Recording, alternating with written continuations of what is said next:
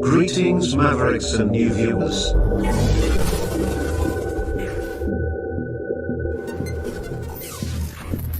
Tonight, direct and live from the Maverick News Network World Studios.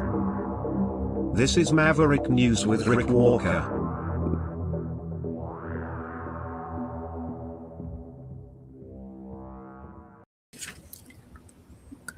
Well, hello. Welcome back to Maverick News. Hello, Maverick family. Kind of a bad day for Donald Trump. More Epstein photos being released. And that's not a good thing for him because it keeps the Epstein story in the spotlight. And that's a bad thing for him. The other thing that he probably isn't going to like is what Doug Ford, the Ontario Premier, said today. He said the ad that triggered Trump, the anti-tariff ad where Ronald Reagan was quoted accurately, Doug Ford, in a news conference today, when asked about it, he said it's the best ad ever. And I still am at a point where I don't really understand a lot of conservatives out there because we've heard repeatedly over the last number of years, conservatives have to stop apologizing. And yet Doug Ford is sort of like the most unpopular conservative among conservatives in Canada, even though he seems to be even more popular than Pierre Poilievre because he got elected and got a government elected multiple times in Ontario, but there's no love lost between them. But he's not apologizing, says he'll never apologize to Donald Trump. And yet he's the guy who is on the receiving end of all of this negative energy from the conservative side, certainly the freedom side of the equation. It's perplexing, but we're gonna talk a little bit more about it. We have a whole bunch of other stuff to unpack tonight too, so stay with me. We have a lot of ground.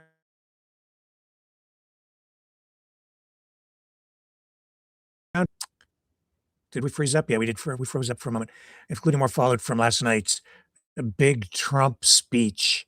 I have a few observations and comments to share with you regarding that as well. Oh, and then at the end, we do have something sort of special to share with you again tonight. So stay with me. There's more ahead right after this.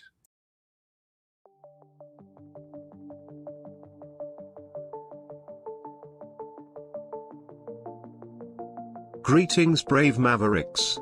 Our quest for truth continues. We go beyond fake news. Together we expose propaganda. Together we pull others out of rabbit holes. We are maverick thinkers. We are all unique individuals, defenders of individual rights and freedoms, credible, trusted, grounded in reality. Maverick News, Maverick News. Defending free speech, Donate at freedomreporters.com. Do it now. Tomorrow may be too late.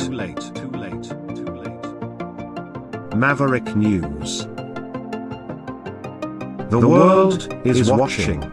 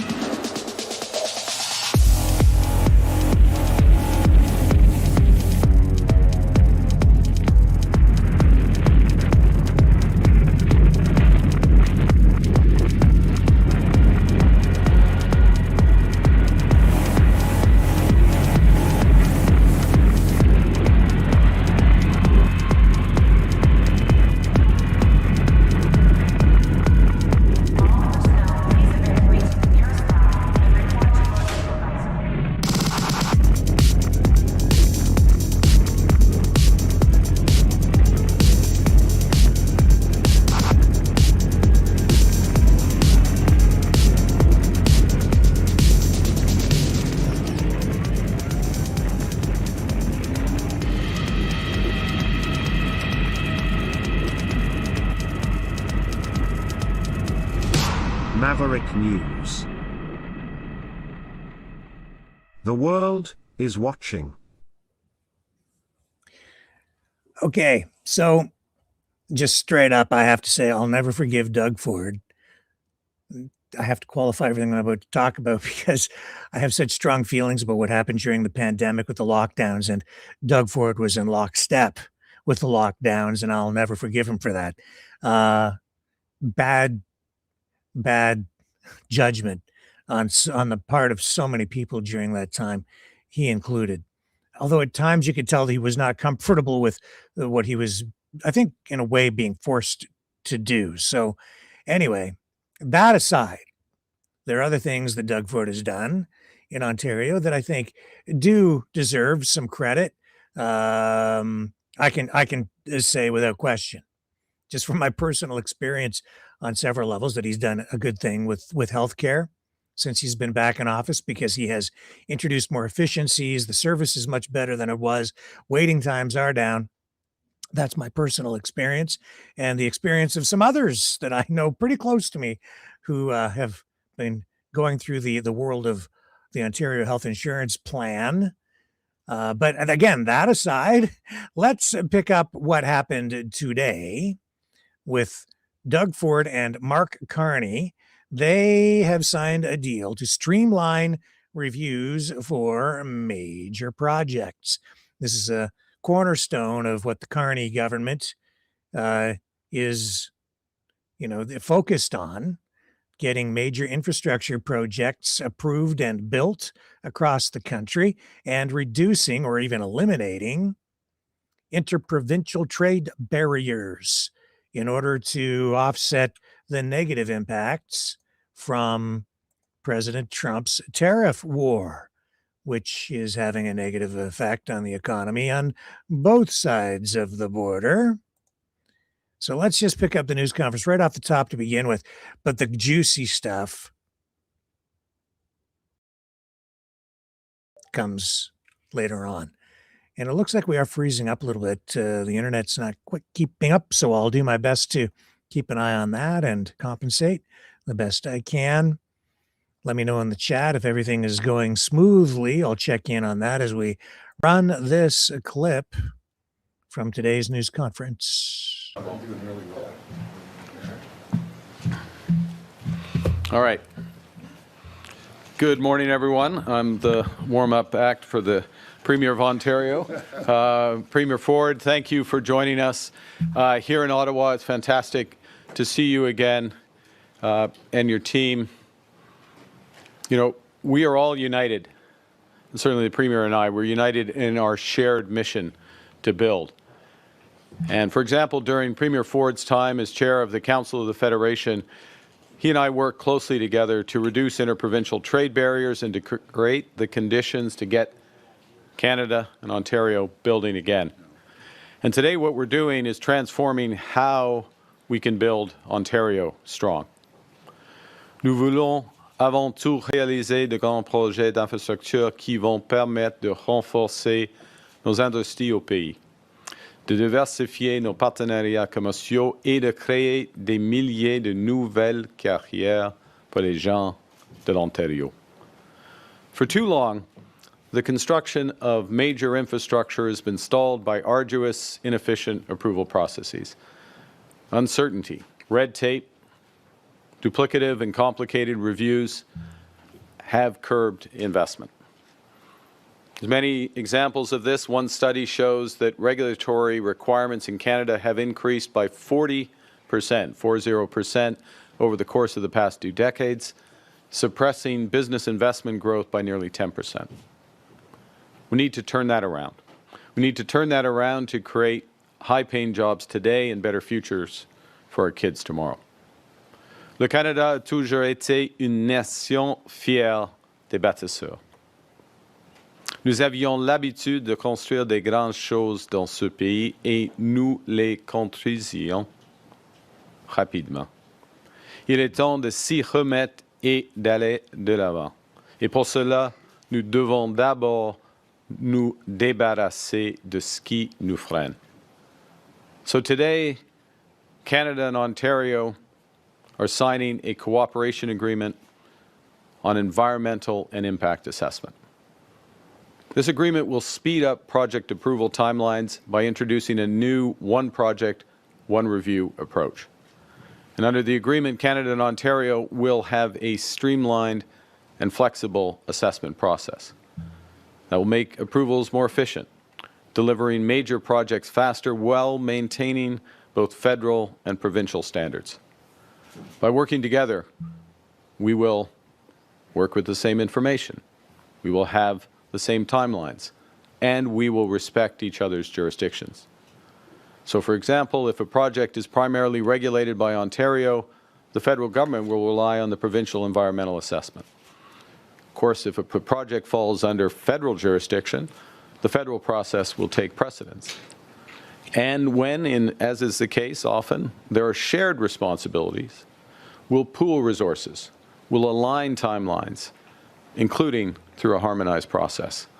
In all cases, Ontario and the federal governments will maintain their standards and take their responsibilities for final approval decisions. So by aligning our approaches, we reduce duplication in the assessment phase and get projects built faster. By working together, we'll be providing greater certainty to builders so we can turbocharge the construction of the infrastructure Ontario and Canada needs to build our economy strong.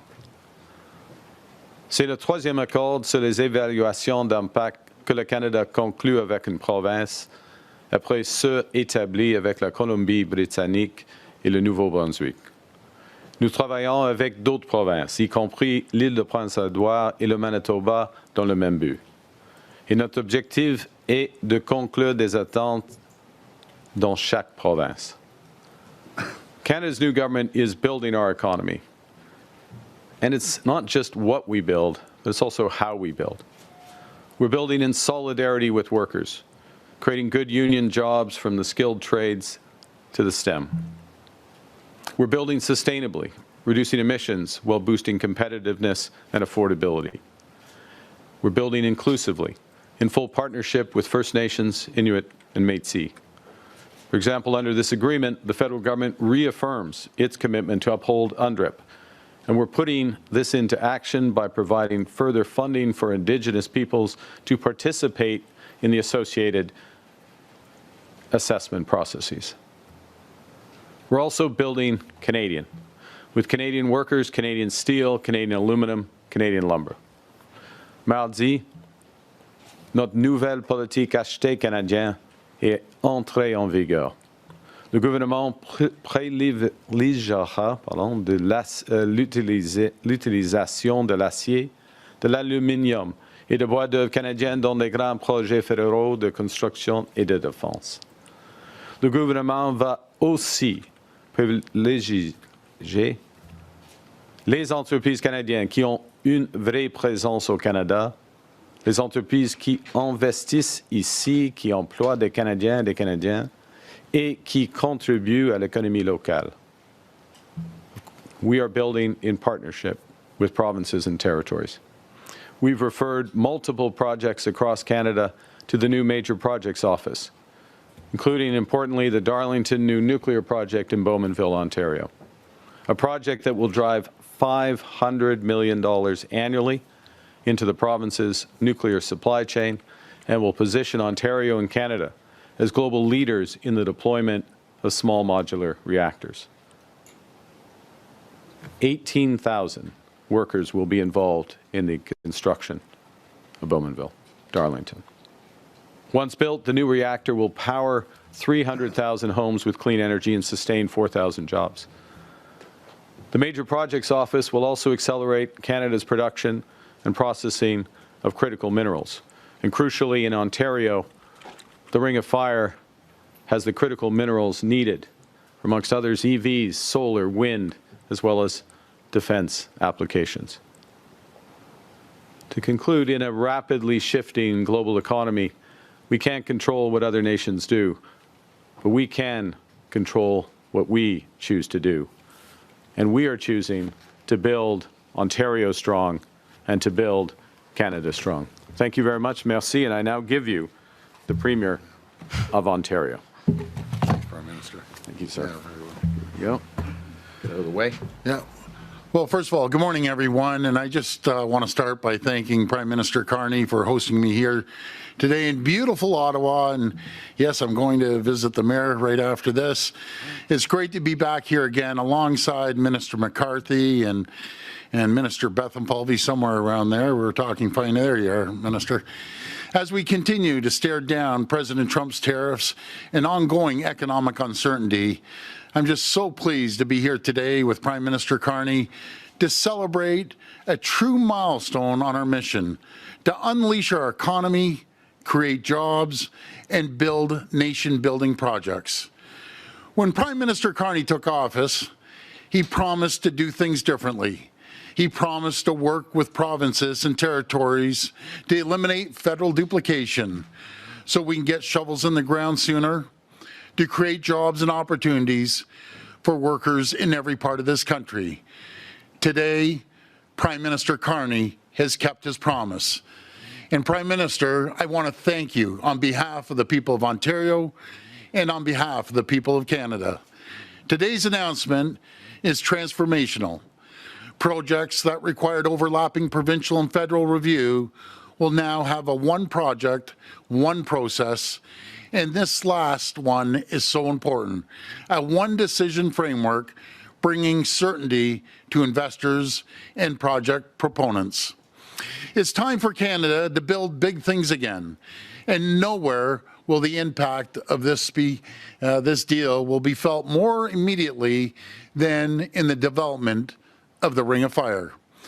Our agreement is the next step in our government's extensive work and partnerships with First Nations and Northern communities to unlock Ontario's vast critical mineral reserve in the Ring of Fire, which will add $22 billion to our economy and create 70,000 new good-paying jobs. Before today, we've signed historic agreements with Arrowland First Nation, Martin Fall First Nation, Webequie First Nation, who are ready to build. Today's agreement is the last step in our plan to get shovels in the ground this June. As soon as the ground thaws, 3 whole years ahead of schedule.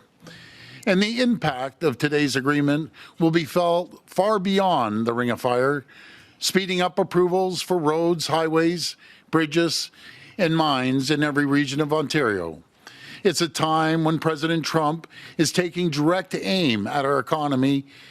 Every second counts. We need to move at speeds we've never seen before to build a more competitive, more resilient, and self-reliant economy. Together, we're creating new opportunities for Canadian workers in every part of the country.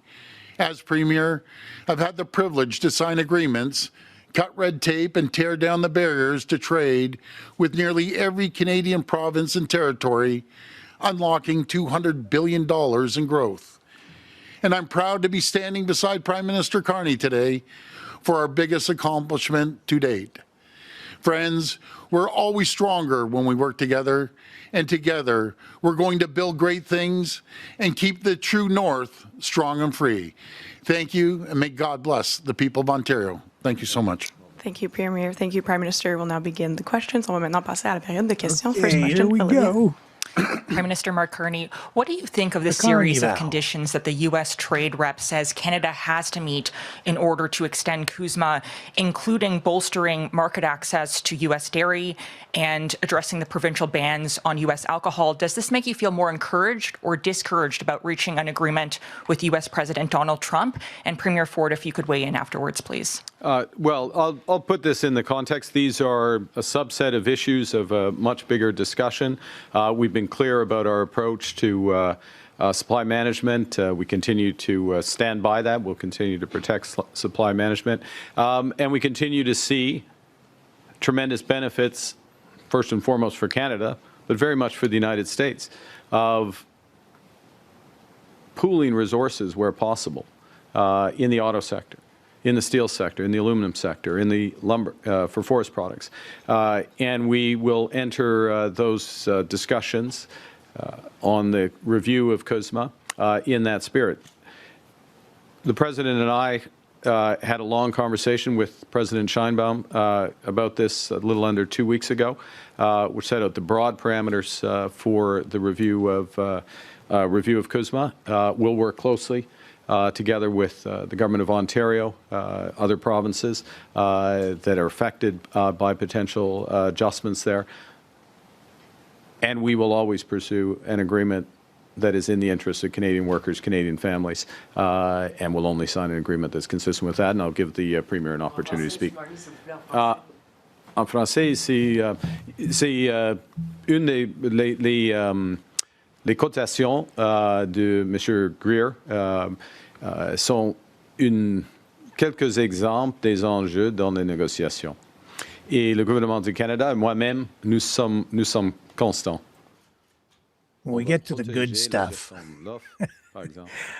where Doug Ford starts talking about the ad, watch the reaction from Carney. Et d'autres secteurs, le secteur aérospatial. Il y aura des discussions complexes pendant la prochaine année. Et le président Trump, moi et Mme Sheinbaum, la présidente du Mexique, nous avons eu une longue discussion sur quelques aspects de processus de revue de l'ACM. Et je laisse la parole à M. Ford. Thank you. Well, regarding trade, obviously, I have full confidence in the Prime Minister and his negotiating with President Trump. As for alcohol, we've seen wine sales go up 76%. They're having a record year. The grape growers are having a record year. Small, large wineries are having a record year. Distilleries are. And when the Prime Minister and President Trump come up with a great deal for both countries, we'd be more than happy to bring in some maybe Kentucky bourbon. But until then, we're going to hold off. Follow-up? Prime Minister Carney, what is on our list to strengthen CUSMA? Do we have any conditions besides lifting sectoral tariffs? Well, we have, I would say several things. One, we see value in truly pursuing integration in our auto sector, building the next generation in the auto sector. We see value in the aerospace sector. We see value to both countries. I'll give you a concrete example with respect to aluminum, which is that in effect, Canadian exports of aluminum to the United States saves the United States the equivalent of 10 Hoover dams of electricity. This is just sensible for both countries. But in order for, and there are many other examples of where working together makes the two economies, the three economies in the case of CUSMA, stronger. But in order for the United States to have those advantages, we need secure market access, and we need stable market access, a return to a degree of certainty. So we need a structure that aligns the incentives across both sides of the border, particularly on the American side, that will provide consistency of that market access. There are many, many opportunities to grow our economies together, and I haven't touched yet on emerging strategic sectors, critical minerals. We're talking about the Ring of Fire today. That is an opportunity, first and foremost, for the people of Ontario, including Indigenous peoples resident in Ontario. It's an opportunity for Canada. It's a potential opportunity for the United States, but it's not an assured opportunity for the United States. It's part of a bigger discussion in terms of our trading relationship, because we have other partners around the world, in Europe, for example, who are very interested in participating in those value chains. So there's a broad set of things that work for Canada, but if I were to boil it down to one element, which is as we define the new trading relationship, to have an alignment of incentives so that that certainty is reestablished for Canadian businesses, Canadian households. And that may be a different set of activities than we had before. Next question, Mike.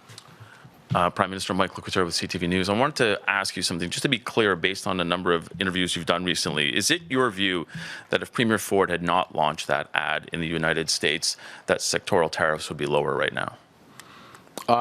It was the case that we were close to an agreement. We didn't get that agreement. The terms of that agreement, from our perspective, are still on the table. The U.S. has not picked up that part of the negotiation. An agreement that would benefit, first and foremost, Canadian workers in steel, aluminum, in energy, some other sectors, but would also benefit the United States tremendously. My judgment is that is now going to roll into the broader CUSMA negotiations. So we're unlikely, given the time horizons coming together, to have a sectoral agreement. Although, if the United States wants to come back on that in those areas, we're always ready there. We're very ready. And I'll make one other point, head back. We are very ready on forest products to strike an agreement. And the United States has affordability challenges, including in the housing sector and the forest products sector, and we can make an immediate difference to affordability in the United States, to the benefit, yes, of Canadian workers, but also to American consumers. Follow-up. C'était le cas que nous étions près d'un accord avec les Américains en ce qui concerne l'acier, l'aluminium, puis l'énergie, quelques d'autres aspects. Et ce deal-là reste sur la table, demeure sur la table par la perspective de mon gouvernement. Mais la situation actuelle, c'est plus probable que les États-Unis, pas les États-Unis, mais toutes les négociations soient dans le processus de revue de l'ACM. Follow-up. I think Premier Ford wants to speak first.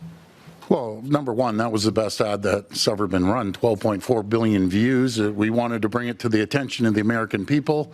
And be very frank, it was President Trump, if he didn't comment on it, rather than 12.4 billion views, it might be 12.4 people viewing it. But in saying that, our intention was to bring it to the attention of the American people through the greatest president that ever lived, that was Ronald Reagan. Protectionism does not work.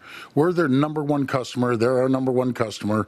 We need to work together. We need to put that AmCan fortress together, and we're going to be stronger. It's as simple as that. President Trump came out the first day and said, if I was Canada, I'd run the ad too. And the little bird whispered in his ear, and the next day things changed. You know something? I'm in a very different position than Prime Minister. I respect the Prime Minister. He has to sit in front of President Trump. It's easy for me to sit back and say that, and it's a lot more difficult when you're the front line guy that's negotiating with him. That's how I feel. We did it at a fraction of a cost, and my goodness, it got people's attention. Simple as that. So it was a great ad. Just to follow up, Premier, since you're there, I mean, Prime Minister Carney kind of made a face when you said it was the greatest ad ever. It was. I'll maybe get him to weigh on that as well. But by not backing down, are you putting your own interests ahead of people in the sector? In what sector? I believe you just can't roll. You can't. I'm in a different position. I'm not speaking for the Prime Minister. I'm speaking for the people of Ontario. We're getting hit the most out of any single province in this entire country. He's attacking our steel industry, attacking our automotive sector, attacking our manufacturing, our pharmaceutical, our life sciences. I'm not going to sit back and roll over and not fight back. To protect the people and their jobs of Ontario. It's as simple as that. That's my job, to protect the people of Ontario. I'm going to continue fighting to make sure we get a fair deal with the U.S. I can tell you one thing. I talked to I'm going down to sign a deal with the governor of New York tomorrow. I can tell you, I talk to governors almost every week, almost every single day, a senator or a congressperson, Republican or Democrat. Even Republicans say they don't agree with the deal, but they're too scared, except 4 of them that crossed the floor to vote with the Democrats about 3 or 4 weeks ago. So I'm gonna fight like I've never fought before to protect the communities in Ontario, protect their jobs, and protect the people. It's as simple as that. Prime Minister, Next question. Did you want to weigh in on the face? Well, I think we should Next question. Parce qu'il y a des autres personnes et pas. Next question, Mackenzie. Mackenzie Gray with Global News. I just want to follow up on what your answer to Mike was. You were not expecting that there's going to be any kind of sectoral agreement with the U.S. government, that the tariff deal will be done at the CUSMA table? These processes are coming together now. It's possible. We're ready. We could, if the U.S. wanted to sit down this weekend, we could sit down this weekend and hammer out a sectoral deal. I'm confident of that from our side. But there is now a process. The U.S. is doing consultations for what they call USMCA, we call CUSMA, and they'll finish those, and then that will roll into this review process. Let me make one general point I'm going to hand back, which is part of fighting for the jobs here in Ontario, fighting for the jobs across Canada, is doing things like today's announcement. This is good under any circumstance because it's going to build big things faster, it's going to create more opportunities, it's going to create better futures. But it also puts us in a stronger position, in those negotiations. We have lots to do. We're ready to sit down on the weekend, negotiate any weekend, any time, but we're also busy. We're busy building Ontario, we're busy building Canada, and we're going to build it faster. Follow up. During the election, on multiple occasions, you said that supply management will never be on the table in negotiations with Donald Trump. Is that still your position? And Premier, on that point, are you concerned that saving supply management would mean that sectors like the auto sector would be more negatively impacted in trade negotiations? C'est jamais la gestion offre, c'est jamais sur la table. Ça reste la même position. Not on the table. There's we have discussions. There's a negotiation. Each side has a set of issues. They put those issues on the table. They're measured in the dozens of issues. The U.S. has 54 issues with Mexico, for example. So when they're referenced, you have to put that in the context. And we'll always look for ways to benefit our workers, our families, as part of a broader agreement. Sure. Like I'm unwavering. I support our farmers. I support supply management. And the ironic thing is they're targeting our dairy. They didn't even hit their own quota. So if they can't even meet their own quota, there's no tariff, right? Or no charge. But I'm unwavering in support of our poultry farmers, our dairy farmers, and egg farmers.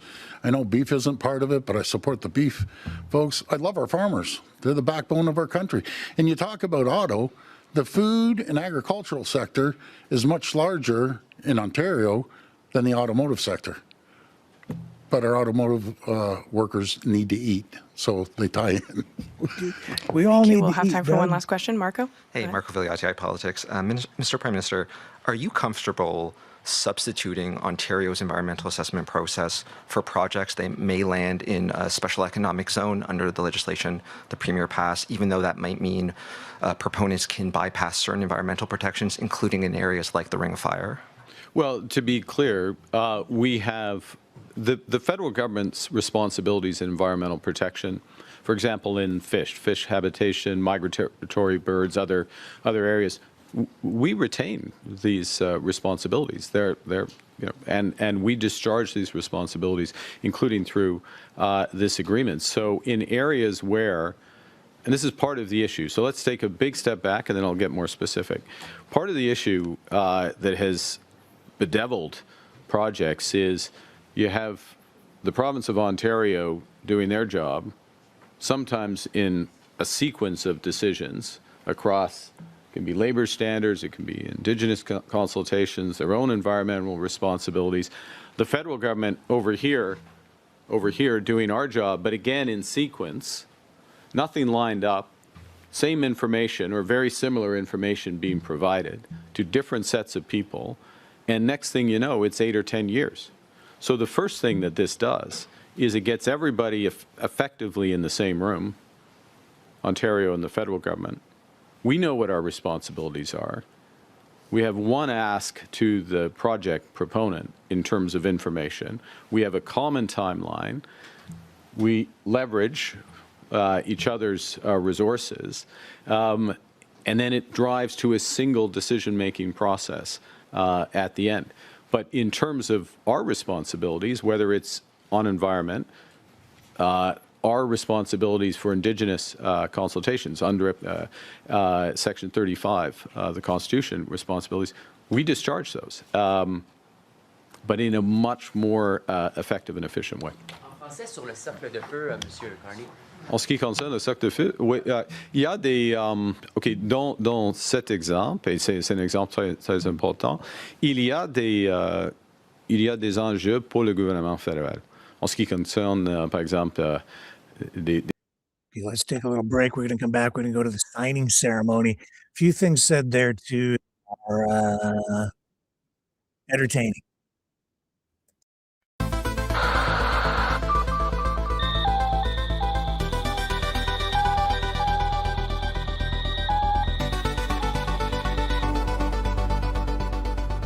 Maverick News isn't just a news outlet, it's a community of truth seekers. Your donation at freedomreporters.com fuels our mission to report the stories that mainstream media won't touch. Thank you, Maverick family.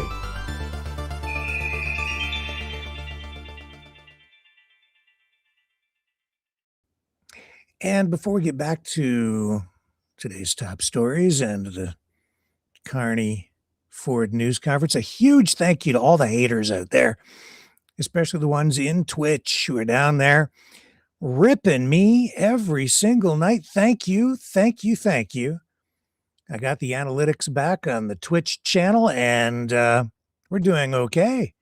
In fact, what many people don't realize is the haters have made the Maverick Twitch channel successful. Yeah, a lot of the people watching are not in the chat with you haters, but we have enough viewers watching every night on Twitch that we are now in the top 20% of Twitch streamer users. Is that the right way to phrase it? Anyway, I got some numbers back and they really surprised me. So thanks for hating me. Keep on hating and showing the world exactly what you're really like. For anyone who wants to tune in, I don't encourage people to join them, but yeah, you've made the Twitch channel what it is, among the top 20% of all channels being used by Twitch streamers. Maverick News on Twitch. Thank you, haters. Now back to the news conference.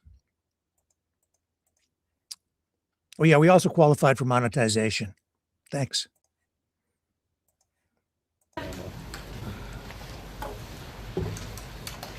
Ford, what do you make of Pierre Poilievre losing members of his caucus to Mark Carney? Would you like to comment on that?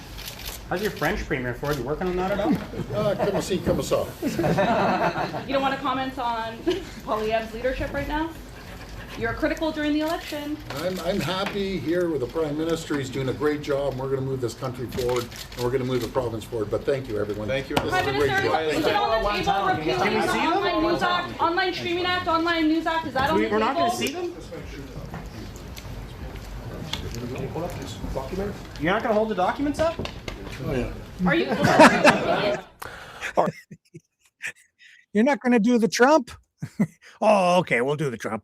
I thought it was entertaining, honestly, when he was asked about Poilievre, and Doug Ford just didn't want to talk about him because there's just no love lost between the Poilievre camp, the federal conservatives in the Poilievre camp, and Doug Ford and the Conservative Party of Ontario. But Doug Ford is unapologetic, and I've seen, in recent years. In fact, wasn't that the campaign slogan for the Conservatives? Was it federally or provincially? It was unapologetic. I think Derek Sloan was the one who was. I don't remember who. Anyway, maybe you guys can comment on in the chat and let people know if you know.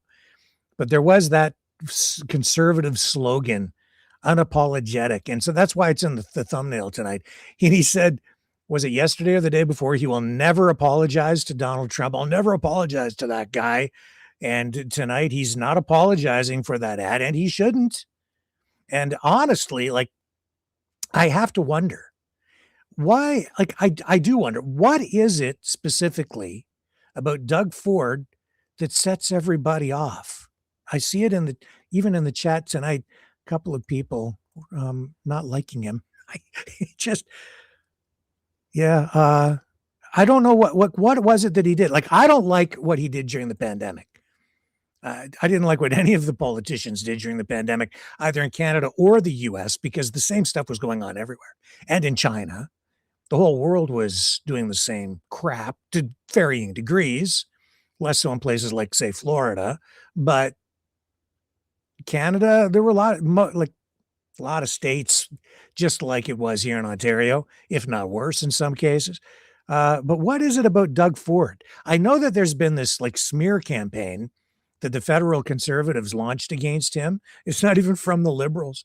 It appears to be from orchestrated, choreographed by the federal Conservatives against Doug Ford. So, but I don't quite understand why everyone is so, I don't know why, what is it? What specifically is it that he did? ProImmune says they were all a-holes during yeah, they were, they all were. It was awful. It was just awful. And Cindy says, I don't dislike Ford. I have been unhappy with the healthcare. Okay. Like different people having different experiences. I've been highly critical of the healthcare system until the last couple of years. Tarface, why is Rick somewhere else? Is he on vacation?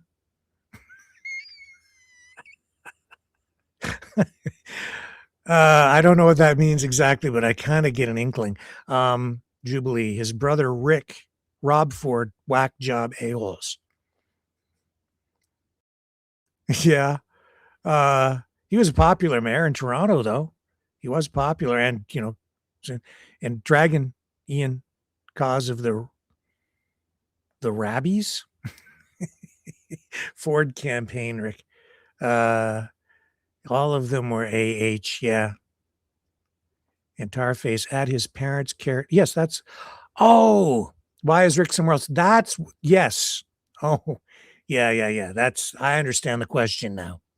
Yeah, if you're wondering why, for all the haters who have been accusing me of living in my mom's basement, now I am. I'm literally in my mom's basement. So there's lots of material there for the haters who can rip me all they want for being in my mom's basement, because I'm here. This is where I've been for the past, 2.5 weeks or what? I don't know how long. I've lost track of time. Yeah, my dad had an operation, as I explained the other night. So I'm just here and I'm taking care of my folks. And so I'm living in my mom's basement. It's a riot.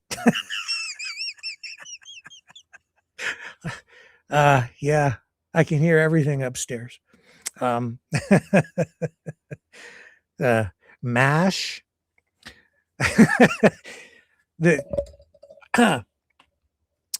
I'll share.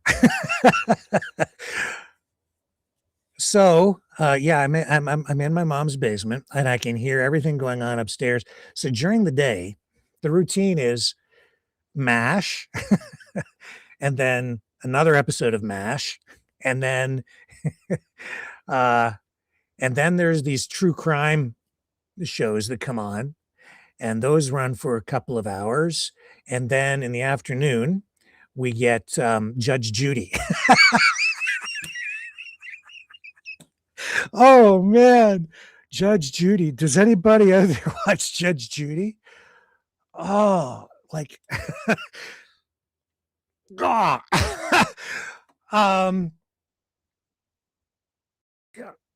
it bakes my brain. It's like LSD or something. Like, I don't do drugs, but if I did, I think that would be it. It's just Judge Judy. And then after and the thing about Judge Judy, the Judge Judy show, since I'm doing television reviews now, is it messes with your freaking mind because you get these the stories are very trailer park, which shows you why it appeals to my family. there's my roots. Anyway, so yeah, we're a big Judge Judy family. and the thing about Judge Judy is the show messes with your mind. Judge Judy screws with your brain because they repeat shit. It's true. It's like they take clips from the show. I don't if you ever watched it. I was like, they run a clip and then they go to a commercial break and then they come back and then they run the clip that they ran before. I haven't quite figured out the sequencing of it, but it's like I do a double take because I'm only half paying attention when it's on. And it's like, wait a minute, didn't we already watch that clip? And we did. And I think they do it sometimes 3 times. So it's an effective way of filling 28 minutes, 30 seconds out of the half hour. The rest is devoted to commercials, by the way. It's just weird. It's just weird. And at the end of the day, we shouldn't really care about any of the crap on Judge Judy because it's just mindless, trivial, personal grievances from one person to another. And my parents love it. Especially my dad, but it's just like neighborhood gossip. Oh man. There was a thing on there just 2 days ago. It was like a dispute over, I think it was $75, a $75 dispute because somebody had to have the AAA people, CAA in Canada, the auto club come, and the woman had locked her keys in her car because she's, a genius. And so, but she's so smart. Well, so this is really, this is important shit. Okay. So on the Judge Judy show, the woman locked her keys in the car and then she called her friend because her friend had AAA and her friend said, well, you can use my AAA and we'll have the tow truck guy come and get your keys out. So they did. But then the next day, the genius woman, she did it again. And so she calls her friend and her friend had AAA come and they got the keys out of the car again. But this time there was a $75 fee because she'd used up all of her AAA credits. You can only have the guy come so many times. And so the woman who had the genius woman who keeps locking her keys in the car, she was like, I'm not paying it. You got to pay it. It's your AAA. So they ended up in court.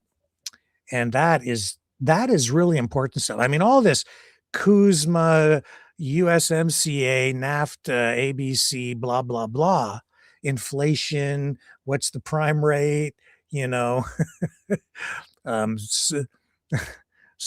lending to people who can't afford car loans. Who cares about all of that? Who cares about the military buildup around Venezuela? These people have important shit they got to deal with. And that's why it's on Judge Judy. Yeah. Well, there are lessons to be learned. I guess it is invaluable in that you learn important things about morality.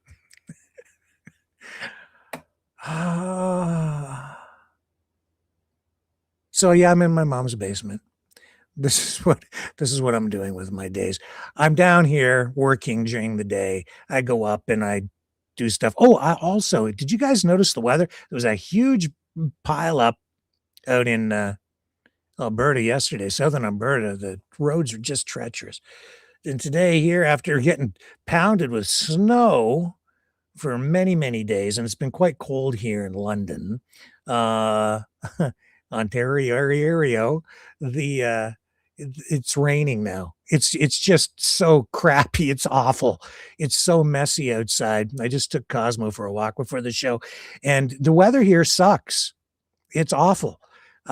insofar as it's raining and it's cold and it's miserable outside and all of the snow, like there's just piles and piles of snow because we get dumped on here between the lakes. I grew up here, so I know of what I'm speaking. And I'm living it again. And I had to go out and blow snow again today, even though it didn't snow. And it was melting, but the plow went by. And if it's going to freeze, so you have to get that crap out of the end of the driveway. If otherwise, I'm not taking my mom to the doctor tomorrow. So because we'll have a mound of ice at the end of the driveway. So that's the joy of living here in this part of Southern Ontario. We're experiencing, shall we say, unsettled weather. But that is part of what being a Canadian is all about. Oh, I still have it here. Let me hold it up.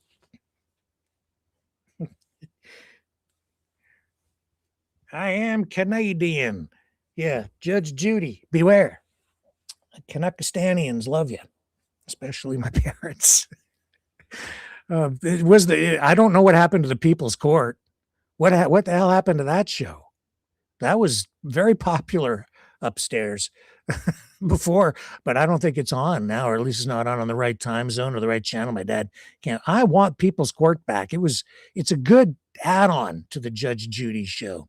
Also, there's this Danny Trejo show on, which like I don't know, some unexplained mysteries thing, and William Shatner's doing a some sort of a weird conspiracy theory, unexplained, weirdo show with all these weird stories of UFOs and crap like that. I think too. I see it promoted on there.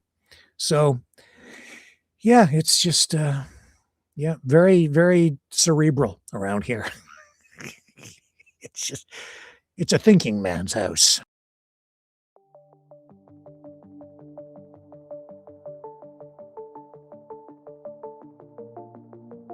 Greetings, brave mavericks. Our quest for truth continues. We go beyond fake news. Together we expose propaganda. Together we pull others out of rabbit holes. We are maverick thinkers. We are all unique individuals, defenders of individual rights and freedoms, credible, trusted, grounded in reality. Maverick News, Maverick News. Defending free speech, Donate at freedomreporters.com. Do it now. Tomorrow may be too late. Maverick News. The world is watching.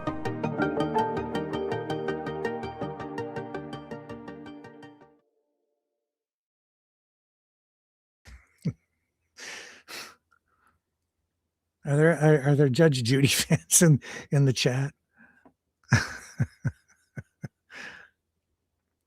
Yeah.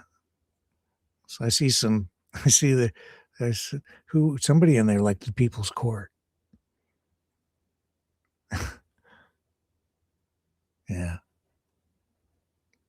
Dragon says, me and your parents watching the same shit, Rick. Oh, yeah. Yeah. It's very intellectual. And the thing is, I don't think you really learn anything about the court system. And honestly, this is why Canadians are so freaking messed up, because we watch all this US television.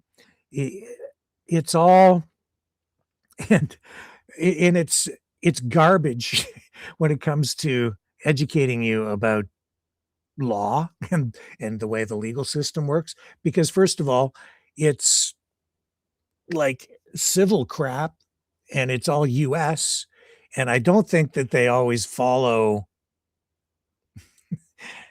the law when rendering judgments. I'm not a lawyer, and I'm certainly not an American lawyer, but man, I'll tell you, Canadians are completely screwed up, because this is where people learn about due process and rights, is from shows like Judge Judy, primarily. That's pretty much it. And it's not even the Canadian system. And so people get very confused very easily. And I can see why the propaganda works so effectively when I sit and subject myself to that. Or more to the point, my dad makes me watch it.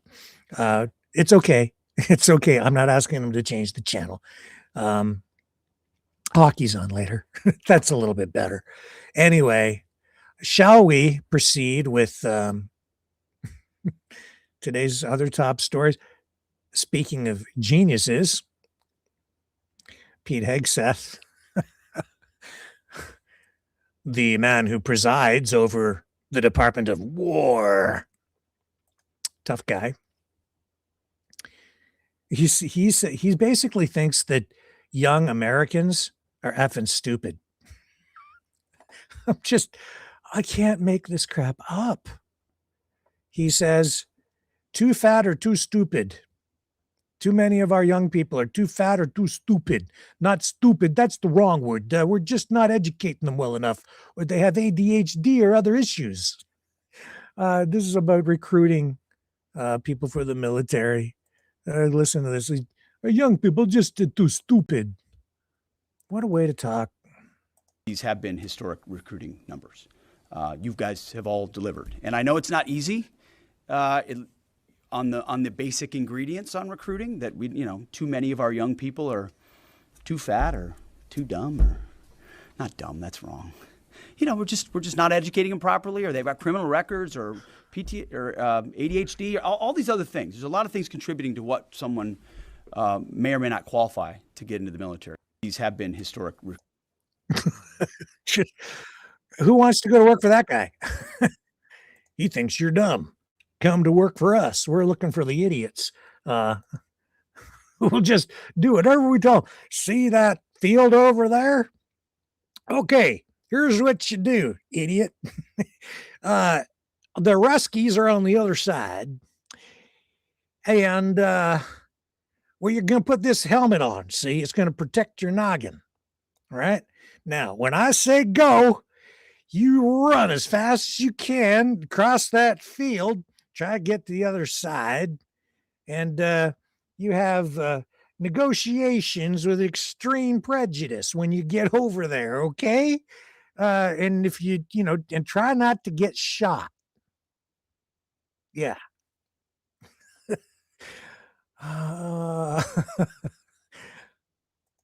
But Mr. Hegseth, what does extreme prejudice mean? Never mind, boy. Just get your ass over there. Get running. Anyway, enough. And to follow it from the Trump's speech last night, oh man, he made up numbers. He did look kind of desperate, almost like he was, I don't know. He was not his normal self. He was kind of shouting. And while people are defending what he had to say last night, really, to me, it was just more of the same crap. Patting himself on the back, self-congratulatory, making up a bunch of numbers, saying the economy is doing great, that inflation is under control when it isn't. Prices are on the rise. I don't know what else to tell you, man. It's like, no, it's just not true. Not true. And the fallout from it is continuing. And he's got a problemo, because he's slipping in the polls. He's down below 40% in the approval rating. He's in the same zone at this point, I would say, as, in terms of approval ratings and the state of the economy and what's happening, kind of in Carter's territory. I always said Jimmy Carter, super nice guy, really well-intentioned. You admire what he was trying to do at the time, but he was a completely ineffective president. You ended up with the Iran hostage crisis. It ultimately is what killed his presidency, and he was just weak, and perceived as being weak. And the economy sucked at that time. Inflation was a big problem. Canada inherited, that economic cold, which turned into a flu for Canada at the time. I remember those days. It was not good. And then Reagan came along and kind of brought his free trade vision with him and turned things around. And he was perceived internationally as a very strong president. And you saw the collapse of the Soviet Union under Reagan's watch. It was a totally different kind of presidency. And there was a lot more national pride that Reagan brought forth too. But he was a true conservative. Trump's not. Trump is not a conservative. Stop calling him that. It's not true. He is this neo-populist socialist. He's a national socialist, ultimately, and a neo-populist. He's bringing all this crap. He's not a conservative. Doug Ford is more of a conservative than Donald Trump. I'll put it to you, too, that even Mark Carney is more of a conservative than Donald Trump. True. In fact, I can back it up because I'm not the only one saying it. A lot of liberals are saying it. They are tolerating it, and they're embracing him because of the existential threat that Canada is facing from the United States, which is the quiet part that very few people are actually saying out loud, but some people are. But the point is, if you listen to what's being said in liberal circles, mainstream media, traditional media, middle of the road commentation, if you listen to that, you'll hear people comparing Mark Carney to, drumroll, Stephen Harper. I've been hearing it this week. The MOU, the major infrastructure projects, the way he's using market economics to drive his agenda. He's more conservative on the financial side than Pierre Poilievre. I'm telling you, you might not want to hear it, but it's freaking true. And that's why you get this blending, this bleed over from one party to the other. There are blue liberals and red liberals and communist liberals. And within the liberal camp, you do have some conservatives. Within the conservative ranks, you have red Tories who are basically liberals among the Tories, the conservatives. It has always been that way. Because in order to win the election, you have to broaden your umbrella, your tent, to take in a broader cross-section of the population in order to get a critical mass there so you can actually win enough seats to win the election. It's the way the system works in Canada. And people are like freaking out about this floor crossing stuff. Poilievre's being outmaneuvered. I'm just telling you. And then I see these streamers, influencers, the big journalists out there who are like, it's a Chinese plot. Prove it. Prove it. I'm open to anything, but until you show me that it's actually a Chinese plot, I'm sitting here saying, no, this is political maneuvering. This is strategy, and the conservatives got played. Carney's and the liberal team, very, very sly, sophisticated. They know what they're doing. They know how to win elections. And so they shifted, and they took the wind out of Poilievre's sails. He kept standing up in the House of Commons before the last election for a long time. He's been saying it for a long time. We have all these great ideas. We want to axe the tax. We want to axe the carbon tax. You got to build a pipeline. We got to do this, do that. I welcome the liberals. I suggest you steal my ideas. And so Carney did. At a time when Trump has been threatening Canada's sovereignty but with a takeover to make us the 51st state. And what Carney was saying resonated with more Canadians than with what Poilievre had to say. And Poilievre, the Conservatives, they're off base, man. They're not reading the room in Canada right, because Canadians ultimately are not Americans. But they're like Trump, and they think that to win, they have to be more like Trump. But this is not the U.S. So Carney stole portions of the conservative platform, made it his own, stole those votes, just took them away. And yeah, fiscally, he's more conservative, really, than Poilievre. And the floor crossing thing, man.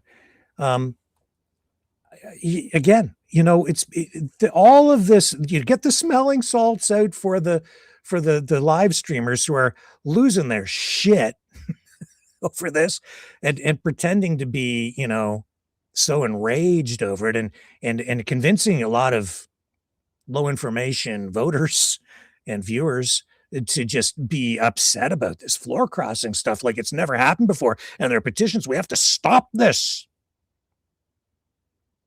Really? Because when I look back even, 6 months or a year or 2 years ago, what were the same people calling for? An end to party politics so that members of parliament can vote independently and not be controlled by the party. So you're not compelled to vote in line, in lockstep with the party and whatever the platform of the party is. We've been told, well, it's a uniparty system, and just so if it's a uniparty system, why do you even care if they're crossing the floor? Because it isn't.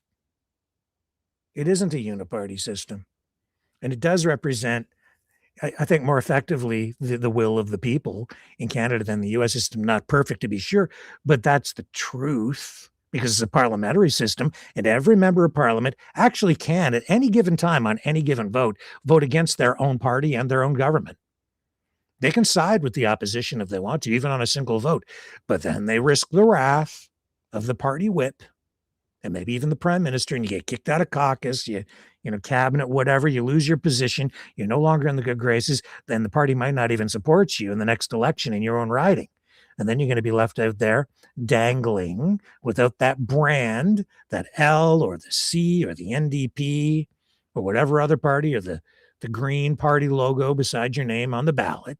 And you're not going to have the funding. You're not going to have the machine, the political machine behind you. So there are a lot of incentives and a lot of ways that they keep MPs in line and voting in lockstep with whatever the party platform is. But the people screaming about this floor crossing crap, it's like, you don't like the party. I thought we didn't like the party system. And now you're upset because some of these MPs are acting independently or like independents, and they're moving over to the other party. And why might that be happening? Well, it might be because, first of all, Carney is more nationalistic than Poilievre now, because he's the one defending Canada. Well, Poilievre is like just grasping. He's trying to find a footing.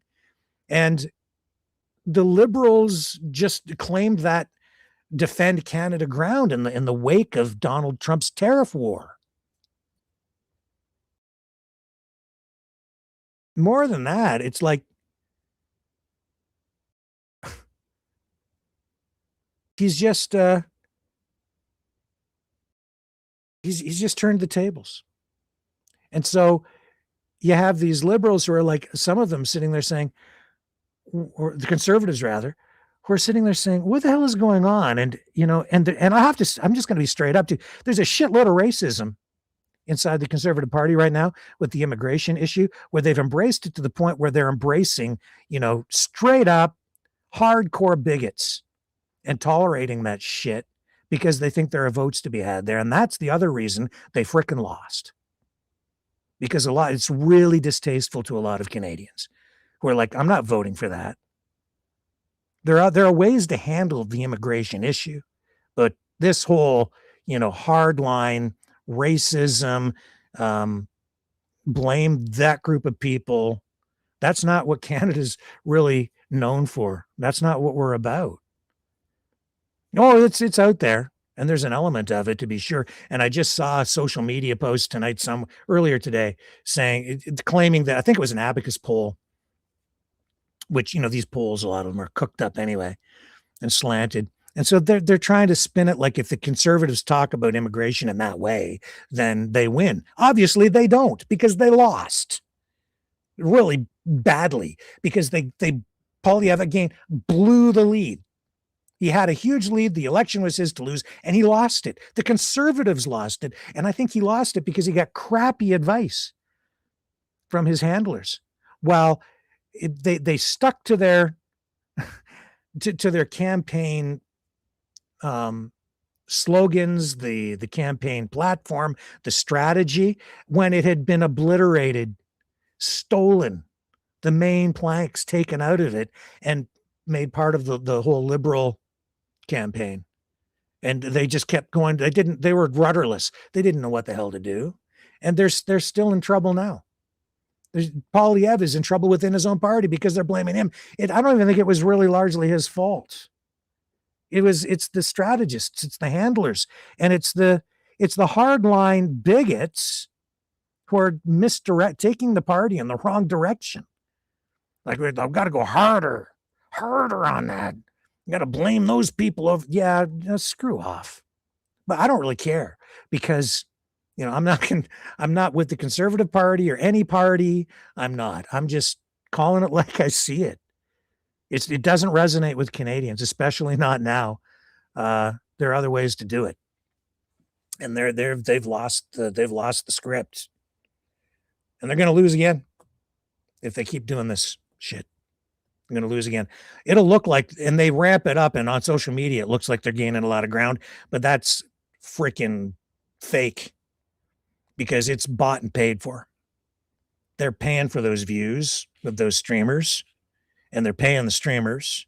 They've got their own little network, and it's quite effective, and that crap goes out there. But at the end of the day, it's fake. The numbers are fake, and a lot of the people watching it aren't watching it because they're supporting those streamers or the ideas even. They're watching it because they're appalled, and they're sucked in, and they can't believe how angry it makes them. And that's one of the key components that one of the key things that they use with social media to pull people in and keep you engaged and keep you watching. That is, in fact, what they were doing last night, in my estimation, with Donald Trump's speech. I'm going to bring us back to that, circle back into commentary on that just a little bit. What did we have in the thumbnail last night? War at 9, because it's a show. Like Film at 11, we'll be back at 6 with today's top stories. Or it's 7 p.m. Eastern, the top stories with Rick Walker. But the point is, it's entertainment, right? War at 9, because there was this whole wave of speculation out there, fueled largely by Tucker Carlson and his appearance yesterday on the Judge Napolitano show, where he was predicting that Donald Trump would be announcing a war at, what time was it last night? 9 p.m. Eastern. And then there was just this, you had, what's his name there? Nick Fuentes. He goes on Alex Jones, and they're talking about it. And you get millions of people now yakking about how Trump is going to announce the war. And so I didn't know, but I put war at 9. War at 9 p.m. on the thumbnail last night, because they were drumming up viewership. It was bait, clickbait, largely. But as I was analyzing this, thinking it through last night, and this is me offering some perspective. This is my editorial opinion, my op-ed for the night. Maybe another one coming later. You never know. Because I didn't know if I'm going to say this, but I'll say this now. Through the night, because I do a lot of my thinking while I sleep, I woke up, kept on thinking about this. And you know what they were doing? They were using us as digital guinea pigs. Oh, yeah. They were playing with us in real time because of social media and the way that they can use social media today to manipulate us. I'm pretty sure of it. Trump won his first election mostly with Facebook, because that was the prominent social media platform at the time. Twitter less so. Now it's Twitter. Things have changed. And TikTok. TikTok, very, very prominent. In fact, tonight, let me bring it up here if I can find it. TikTok, new deal on TikTok. Here it is. TikTok inks deal with investors to keep operating in U.S. You know, there was going to be a ban on TikTok because it's Chinese, right? But it's new. It's not going anywhere. Trump don't want to give it up. A lot of people don't want it given up. A lot of people want to keep on using it, even though it represents something of a national security risk to the United States, even as we speak. But hey, you know, if we're going to blame everything on China, why is this getting such a huge pass? Because people love to talk on the tick. And here's the deal. TikTok inks deal with investors to keep operating in U.S. Oracle and others sign agreement with TikTok parent ByteDance. Sale expected to close next month. TikTok's future in the U.S. is a bit more certain after its Chinese-owned parent company, ByteDance, has reached a deal to sell the popular social media platform to a trio of investors. Those investors would be Oracle, Silver Lake, and MGX, ensuring the popular social video platform can continue operating in the United States. The deal is expected to close January 22nd, according to an internal memo seen by the Associated Press, which Trump tried to ban from the press room because they wouldn't call the Gulf of Mexico the Gulf of America. Anyway. Because he's the free speech president. But yeah, you can, that's compelled speech, by the way, for anyone not checking. CEO Suzy Chu told employees in the memo that ByteDance and TikTok have signed binding agreements with the three investors. Half of the new TikTok U.S. joint venture will be owned by a consortium of investors, among them Oracle, Silver Lake, and MGX, which each hold a 15% share. Another 30% will be held by affiliates of existing ByteDance investors, and 19.9% will be retained by the China-based ByteDance, according to the memo. Okay, so I just bring that up because it's sort of a related story that I wanted to just mention in passing tonight. We'll take it down. But the larger thing, the more important thing is, and well, let me play this clip here first of Don Jr. talking about what I've just been talking about. And he's saying, you guys basically got played. Everybody, me too, I guess, to some degree, even though I wasn't really sure if I should trust Tucker Carlson because I don't think he has much credibility left on many levels at this point, because a lot of his predictions and a lot of the things he says have never come to pass, but he gets a pass from people largely. But last night, with the predictions of announcing a war with Venezuela when it just didn't happen, well, Don Jr. is saying, you guys got played. Now, yesterday, there was a bunch of baseless buzz about some sort of, I don't know, ground invasion of Venezuela. The media just ran with it blindly. But instead, my father delivered a speech laying out his record year of his second term. I mean, the ultimate Trump rope-a-dope. They think he's going to do a State of the Union type address to the nation announcing yet another endless ground war. And instead, he just talks about the successes that they refuse to talk about. We'll get into all. Now, yesterday. They were playing you. They were playing me. They're playing everybody. That's what they were doing, but not just in the traditional sense. He wasn't just like, we'll just tease it. I'll tell you, here's why. This is my op-ed. This is why they did what they did. It's a trial balloon. That's something that's been done in politics for a long time. Usually the traditional way of using a political trial balloon is you get a policy or an idea or something that you want to bring into reality politically, like a bill or whatever, a new law, tax, whatever, and you leak it intentionally through a third party, maybe a journalist or even just somebody saying something in public in order to start making headlines and have it generate a story. And then you gauge public reaction afterward. And if there's favorable response, or at least if it's palatable to the public, then you move forward with it. And if you get negative pushback on it, then you know you have to back off before you actually commit to doing anything. And if it's if the potato is too hot, you just drop it and then you say, oh no, it's not true. We're not looking at doing that at all. So that's a trial balloon.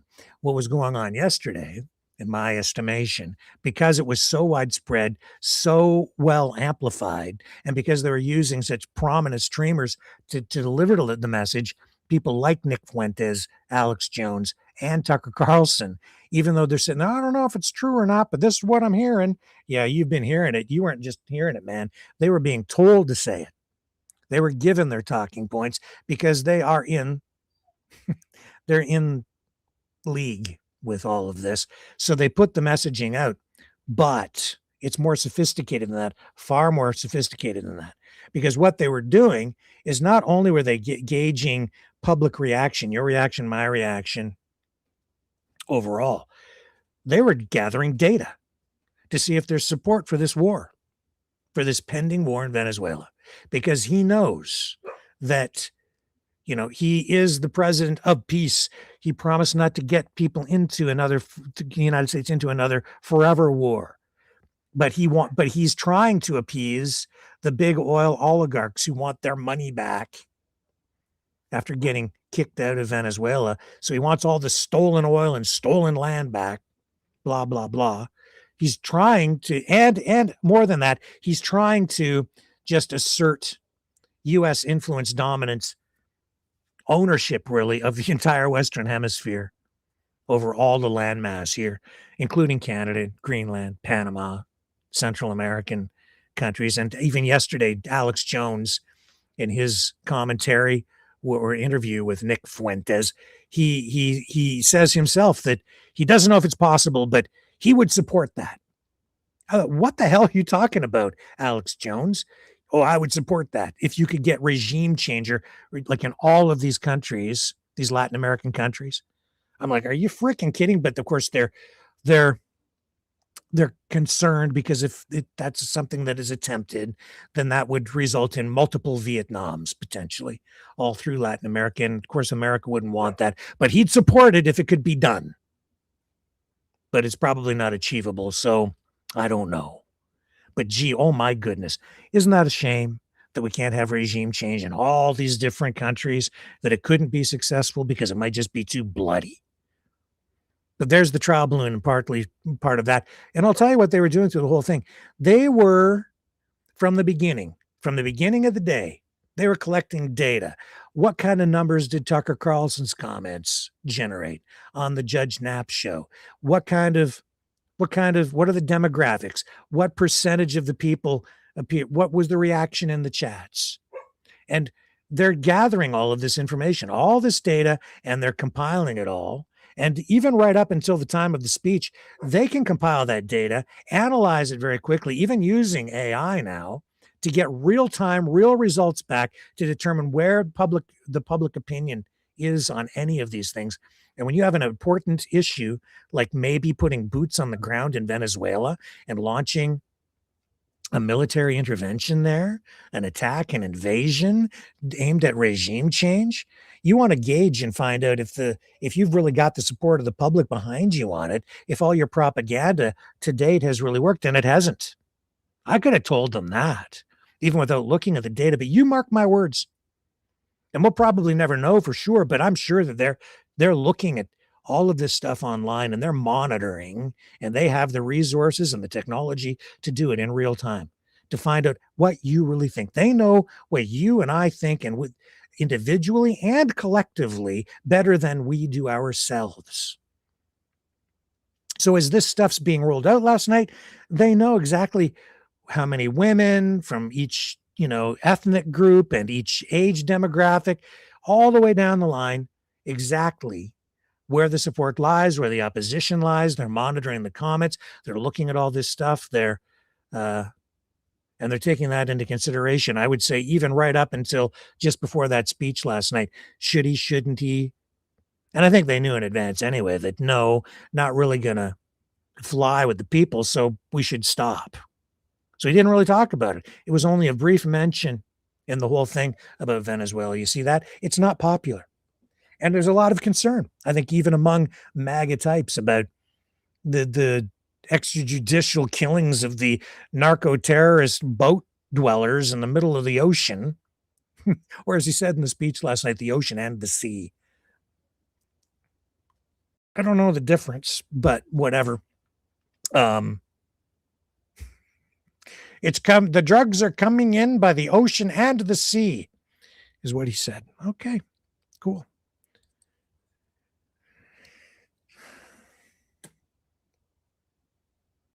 It's a different time, man. And they're playing with us on every level.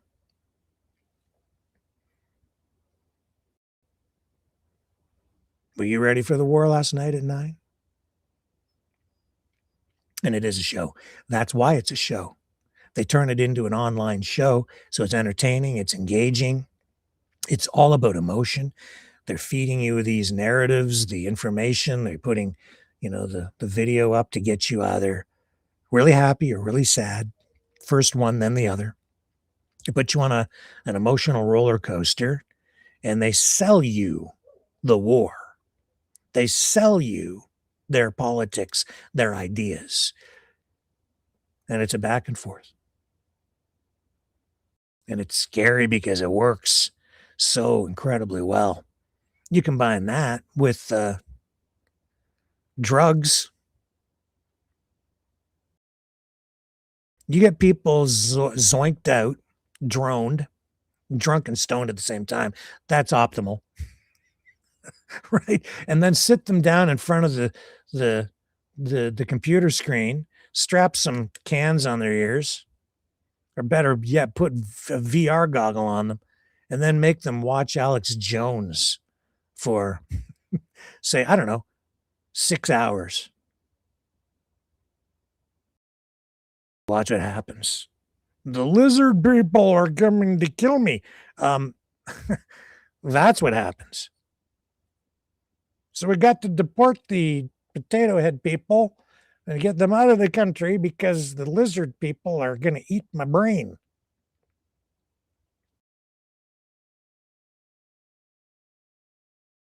Because not only do they monitor you to find out what you think, they're feeding you the information to make you think what they want you to think. And to eventually get you to support what they want you to support. Like, yeah, I've got to take out all those commies down there in Latin America. Because, they stole all the oil from us.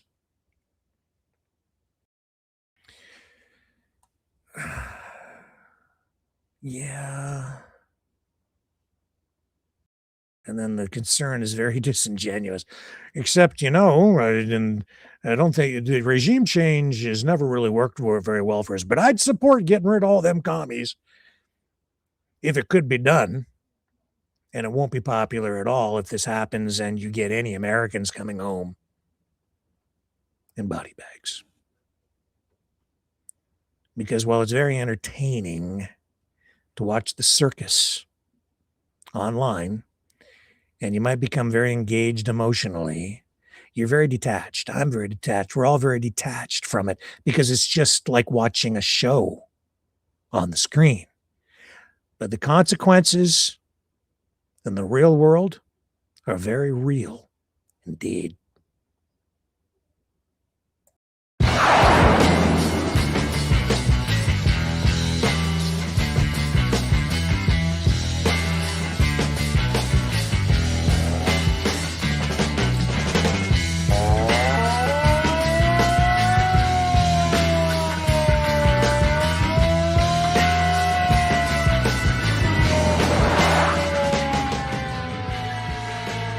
Maverick News. Fighting for freedom. And so with all of that in mind, we come back to the floor crossing thing. And, I don't think I'm out to lunch on this. I think the people who are, pretending to be deeply offended, I think they're the ones who are just being disingenuous at this point. I'm going to bring you this clip. This goes back to, I don't know how long ago this was. I just happened to come across this. This was from some time ago. Michelle Rempel-Garner. This was not that long ago. It was there was a bill that was presented previously to prevent floor crossings. And this conservative, this prominent, well-spoken, and I think she's a pretty sharp cookie, actually, Michelle. And she was against it then, and she explains why. And this just happens to echo exactly what I've been saying from the very beginning of this whole floor crossing issue this time around. This bill would seriously undermine the independence of members of this House, and I don't think that is something that we should encourage or support. The bill would impose restriction upon members who wish to express a different position than the one endorsed by a majority of their caucus. This bill would also impede members of Parliament in representing the interests of their constituents, which is one of the fundamental duties under our Constitution. Bill C-306 would go against existing rules and traditions by allowing the party machinery to take precedence over individual rights and responsibilities of each member of Parliament and their caucus choices. The bill would require members who fundamentally disagree with their caucus or with the leader of their party to resign their seat or to sit as an independent. Such restrictions would strengthen the control of political parties over individual members by bolstering a party's threat of expulsion in order to maintain party discipline and limit the representative role of the member. By seeking to punish members of Parliament who disagree with their parties so fundamentally that they decide to change their political affiliation, the bill would focus exclusively on the party role of members. This would be detrimental to the individual roles of members, including their duties to act as trustees of the public interest and that of their constituents. Members are subject to scrutiny by the public, by the media, by parliamentary colleagues, and most importantly, by their voters, by their constituents back at home in the next general election. Therefore, I believe this bill is unnecessary, as it is that court of opinion by which members are truly judged. To emphasize, general elections themselves are the appropriate mechanisms to hold members of Parliament accountable for their actions. The floor crossing tradition in Canada reflects the importance of preserving the independence and mobility of members of Parliament to vote with their feet when they feel it is in the best interests of their constituents or the country to do so. Crossing the floor exists in other Westminster parliamentary systems. The United Kingdom, Australia, and New Zealand do not currently impose restrictions on crossing the floor. This is consistent with the fact that laws banning floor crossing are rare in established democracies, but common in nascent democracies where they are defended as temporary measures designed to consolidate a party system. Ultimately, members are held accountable by their constituents at the next election. Yep. Exactly right. Every syllable. Right on target, right on the money. Factual. It's a true representation and what she said of what our system is about. And it means that MPs still get to have a mind of their own or minds of their own. So they have the freedom to always, at the end of the day, on any given vote, if it's serious enough that they feel compelled to vote against their party and maybe even against the sitting government, if they are in power at the time, they have the ability, the freedom to vote as an individual member of Parliament, regardless of party status, in order to best represent their constituents or the country. The repercussions from within the party itself may be severe, but they have the freedom to do it. But if you pass a law that prevents them from crossing the floor, you are actually taking away their ability to act independently if necessary for them to best represent you. You're diminishing your own voice by doing so. Isn't it interesting how a lot of these people who pretend to be advocating for you are actually convincing you to take steps and endorse actions that would be actually against your own best interests?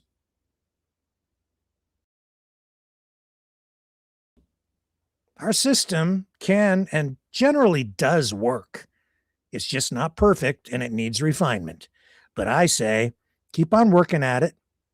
The base is there, and a lot of what we need to do really is truly just get back to some of these traditions and a proper interpretation through our courts, especially the Supreme Court, a proper interpretation of our Constitution. We've gotten away from that, and therein lies the real problem. But our system is also designed to self-correct over time, and we are in the process of doing that. Don't need to tear it all down.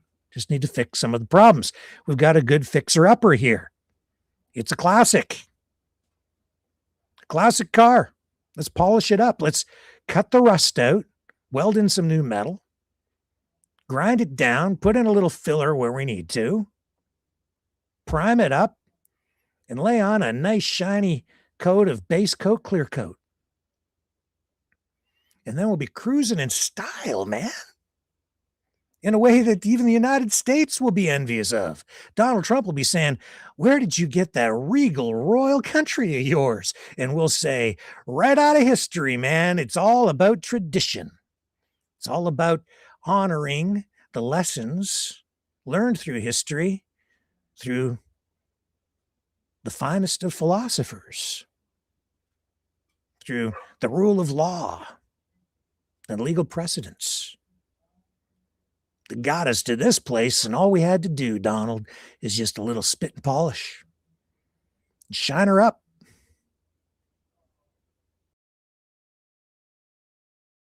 In a car that was probably built with parts from Canada and the US. And these days, maybe in a few from China. I'll be right back.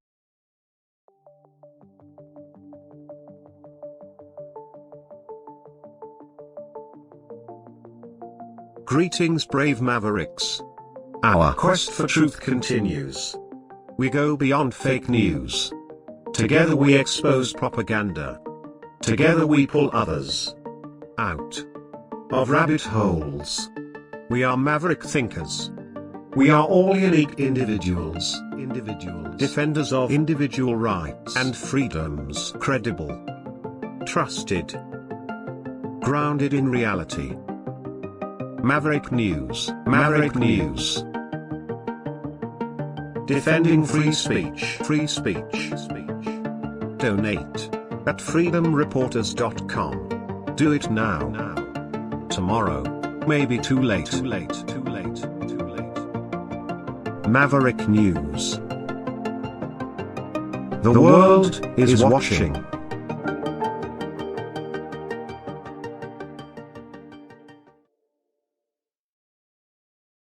See, I still have this cool story coming up at the end of the broadcast. It's Christmas related, so you're not going to want to miss it because it's a good one. So let's just see if we can tear through some of this other important news of the day. Trump asked about, what's going on with Russia, Ukraine tonight, and the status of the peace negotiations. We see Zelensky meeting with European leaders, just going around and around and around in circles. And every time this happens, we're being told, oh, this could be it. This is the big one. I don't know. I wish that the killing would stop too, regardless of whatever. So here's Trump being asked about it today, and some people are thinking that this is significant, that like somehow some people think that Russia's ready to make a deal and they're there or something, and Ukraine's got to act quickly in order to seize the moment. I don't know. Probably not, but here's what he said. Mr. President, there's a meeting this weekend on Ukraine in Florida. What are you hoping will come out of that meeting? Well, they're getting close to something, but I hope Ukraine moves quickly. I hope Ukraine moves quickly because Russia's there.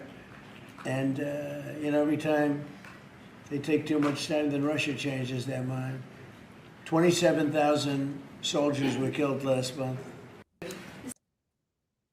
Yeah, whatever. Keep hearing the same stuff over and over again. But hey, Trump's getting what he wants, right? Because the Kennedy Center board, which was handpicked by Trump, has devoted to rename the Kennedy Center jointly with the Trump name attached to it. Let's see if I can get the headline on that. Trump Kennedy Center. It's here somewhere. Oh, and I've got a Tucker Carlson clip, actually. So I'll tell you what, I'll run that, and then while I'm doing that, we'll come back to the Kennedy Center thing. Let's get the Tucker Carlson clip up there because he's kind of like, oops, I guess we're not going to war after all, even though we made a giant deal out of it last night. He did say he didn't know, and I think he was being quite honest when he said he doesn't really know much of anything. I couldn't believe he said that. I don't know if he meant it that way or not. I don't mean to be too hard on him. He's a very popular guy and way more popular than me. So what the hell do I know? Well, apparently we're not going to war with Venezuela. My sources were wrong. I just wanted to share how it is that I got the information, if you allow me. Last night I had a dream. President Maduro came to me in the dream and he said, Tucker, El Presidente Trump is declaring el war on Venezuela. I need your help, O Tucker. The dream was so real that I had to check if it was true or not. So I called Candace Owens. She said that all dreams are totally credible sources of information. That's where she gets all her information from. So now I know we're definitely going to war with Venezuela. I had to check with a government source one last time before I leaked this totally credible information. So I called Marjorie Taylor Greene, and she said, Tucker, you go ahead and leak that information. I also had a dream about it. So that's basically what happened.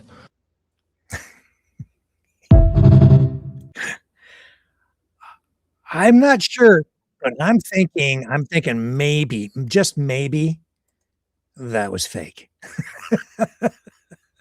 Because I don't think that Tucker Carlson would really want to admit that he was wrong to that level. Especially after he did qualify and said he didn't know. But he claimed that he was told this by a member of Congress. Yeah. That was pretty funny, though. It was fake. It was fake, just to make it very clear. Fake. That was AI. I think Don Jr.'s clip was real, though. Also, congratulations to John Jr. on having such a beautiful fiance and such a smart lady. I hope she teaches you a few things about being a good person. And here is Tulsi Gabbard talking about the situation in Venezuela. Wasn't I supposed to cue something up? I think I forgot what it was that I was supposed to cue up for you. I'd have forgotten because I'm so distracted. Okay, let's go to Tulsi Gabbard talking about this. You remind me in the chat. What was it I was supposed to get for you again? So many things every night. My mind has just got to be thrown into reverse here for a moment. The United States has a disastrous history of military intervention and regime change around the world, which has brought suffering to millions of people. It's bankrupted our country, dishonored our troops, and it's undermined our national security. We must end this policy now before we get into yet another military conflict, this time in Venezuela. Now, President Trump and his administration have already instituted heavy sanctions on Venezuela. They've doubled down on their position that all options are on the table. I wholeheartedly support the Venezuelan people as they fight for a free and fair democracy. But the United States should not be in the business of intervening, of picking who should lead their country, and we certainly should not be threatening military action. Venezuela poses no threat to the United States. Congress has not authorized the United States to go to war in Venezuela, and there's no justification for our country to violate the sovereignty of the Venezuelan people. Now, the reality is that threats of U.S. military action and regime change in Venezuela is undermining ongoing efforts to convince North Korea to give up their nuclear weapons program, which exists because Kim Jong-un sees it as the only deterrent against U.S.-led regime change. Now, President Trump is promising North Korea we will not wage regime change war against them, but at the same time is simultaneously threatening regime change in Venezuela. North Korea is going to look at President Trump's actions, not at empty promises. The United States needs to stay out of Venezuela and let the Venezuelan people determine their own future.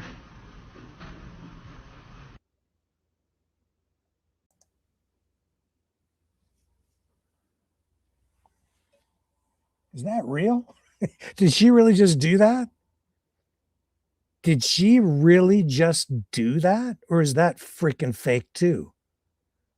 It's so bad out there. I don't know. But did she just commit political suicide? I did not preview that clip. Please, someone tell me if that's real or not. It looks real. Technically, like the video looks like it was like really shot. But please, somebody tell me, is that real? I'm gonna have to let's look at this up. Look, oh my God. She's gone. Trump's like, get the hell out of here. Pete Hegseth is like, Tulsi, what are you doing? We're gonna have to have a signal meeting. Okay. Did she just do that? Wow. If she did that, she's brave. Sort of. I don't know. What the hell was that? That was unexpected. Because she's been pretty much like kind of in lockstep with the Trump administration since getting her plum position there. I'm just looking some stuff up here.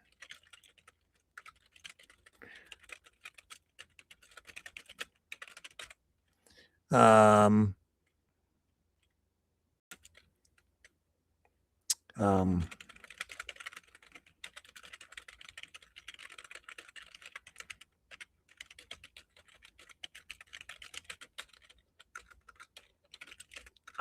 looking.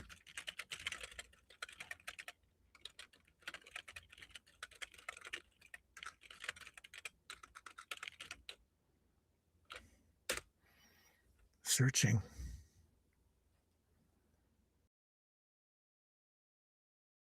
Looking. I'm going to get the URL on that.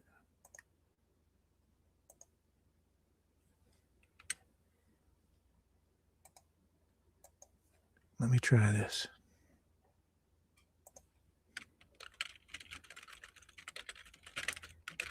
Okay.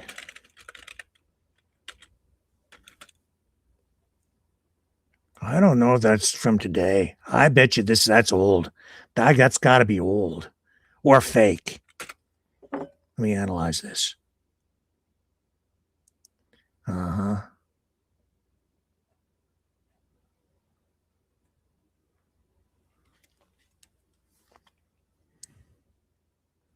I bet you it's old. It doesn't look right either. Like there's something like it looks fuzzy, like not as clear as a video shot today would look. It's got to be old. Uh-huh. Yeah.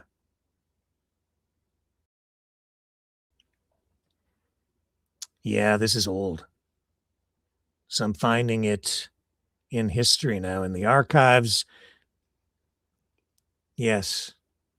This goes back, and this is making the rounds now. So this is what it's about. This is people trying to show the hypocrisy and the inconsistency even with her, because I think she's fairly been silent on this up until this point. So let's see where we're at. I think this goes back to 2019.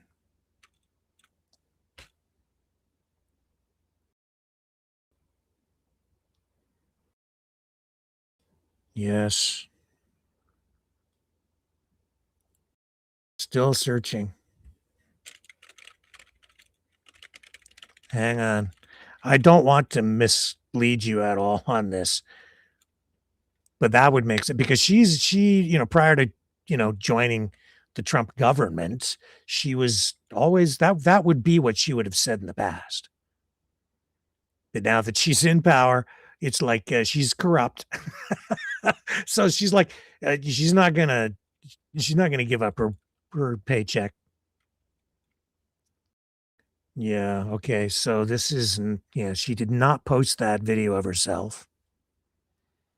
That is an old clip. It's from early 2019 when she was a Democratic congresswoman and presidential candidate, right? Yep. And she was, these are the kinds of things she was saying back when she was doing the talk show circuit at that time too. She went on The View, I remember, and she was talking, in similar fashion. And so as of today, doesn't look like there are any public statements from her specifically about Venezuela or U.S. military actions there. Yeah, she's been very much, in the shadows, in the back rooms, not coming out saying anything about this. But as the director of national intelligence,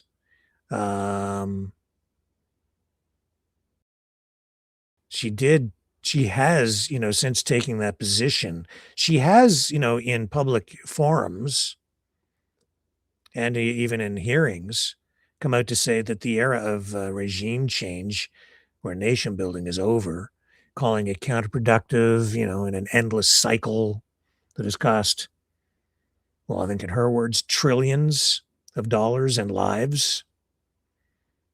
Yeah. Because she's always been, up until now, an anti-interventionist. And even, I'd say, to some degree, an isolationist. Some people accuse her of being a, pro-Putin puppet because of her views on these things, because it sort of neuters the, if you follow her policy views, it would very much neuter the United States international foreign policies.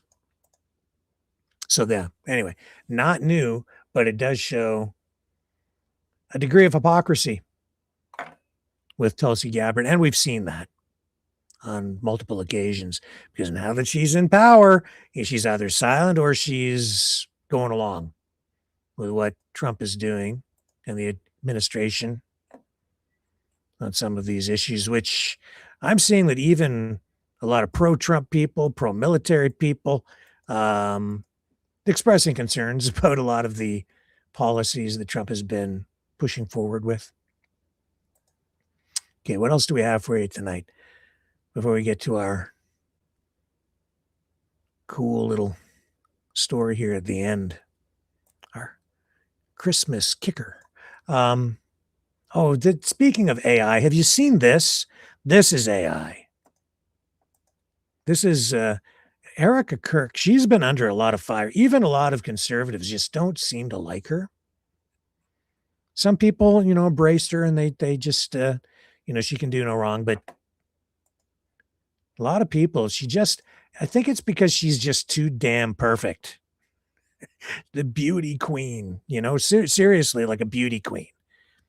Definitely a trophy wife for Charlie Kirk at the time.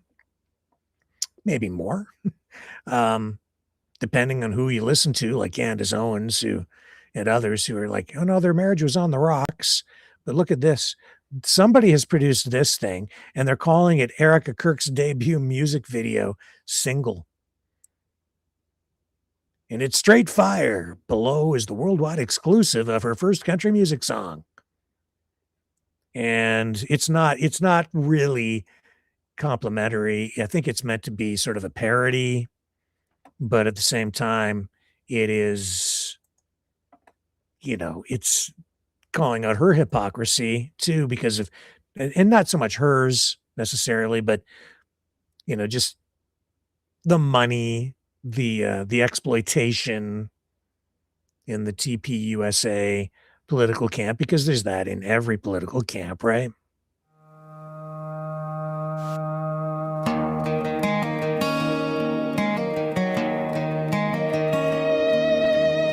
$1 million dreams, yeah, you know.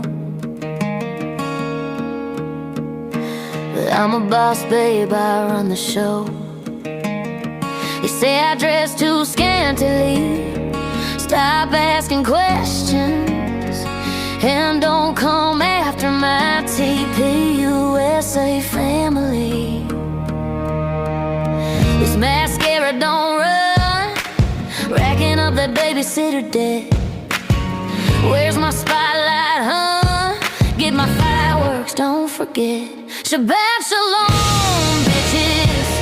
I don't drink, I don't date. What really comes from Jewish. See what I mean? It's like, it's not complimentary. She's holding all this money, and it's what are we getting at with these these super hunks in the tight shorts? What's the messaging?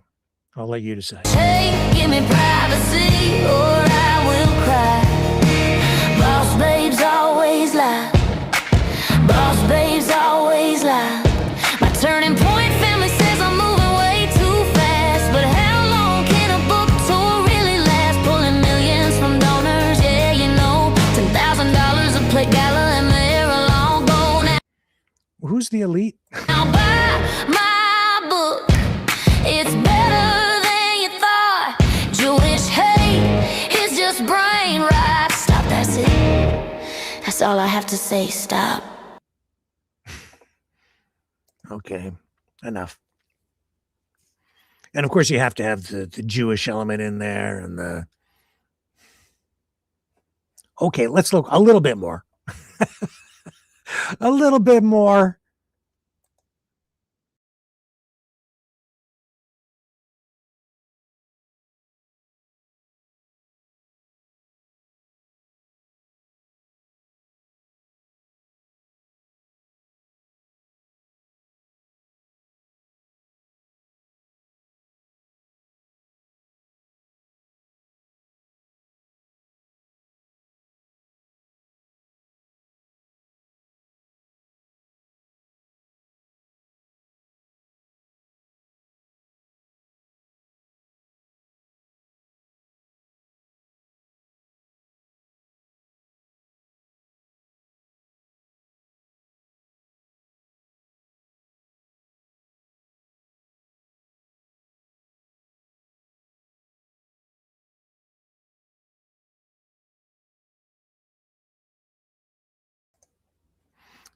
Yeah. $100 bills. Just, I don't envy her. She's in a tough spot now because people are holding her to a pretty high standard. And where she comes from, I don't know if she's going to be able to live up to the standard and the image that people have generated for her. They've got her on a pedestal. People on pedestals tend to get cut down. Yeah. She's in a tough spot.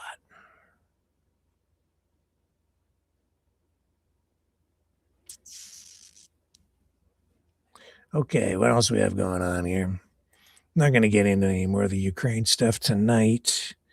We have, the Bongino thing. Yeah, I think I did mention this last night. Bongino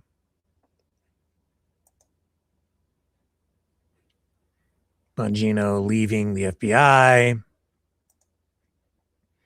My computer is freezing. I hope you can still see me. Let me just, there we go. Now it's reacting. All right.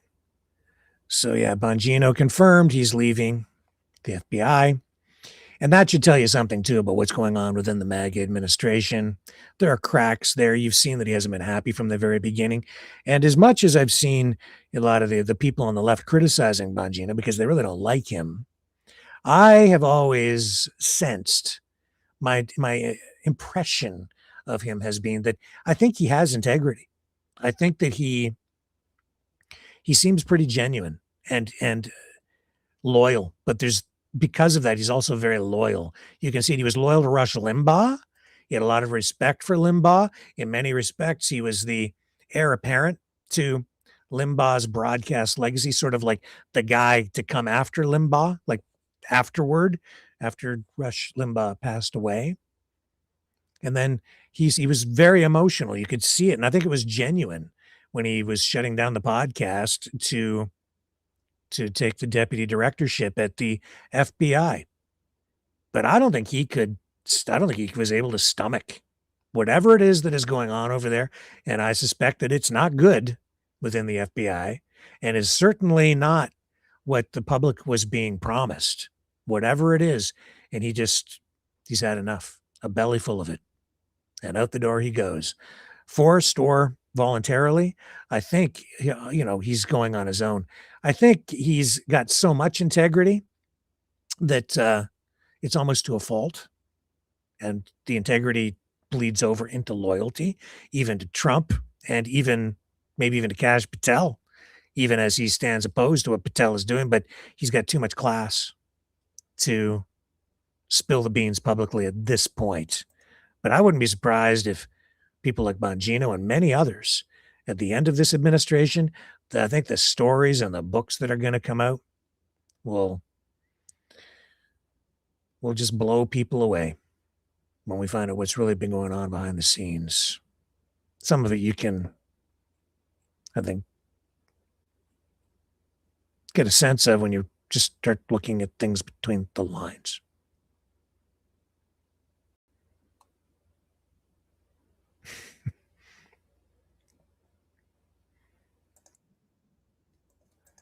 Yeah, this is the thing too. Back to Erica Kirk. This is why she's having such a hard time. We're getting into sort of MAGA celebrity news now. From the time J.D. Vance appeared on stage at the memorial, it was the memorial, right? And the way he was running his hands through her hair and embracing her, and it has just generated all kinds of rumors, speculation, gossip is really the right word here about Erica Kirk and J.D. Vance having an affair. You also learn some unexpected things, like the fact that Joy Reid probably needs a really, really good hug. And honestly, I'm here for it if she needs it. I got a good hug for you. Good hug for you. I'll even touch the back of your head.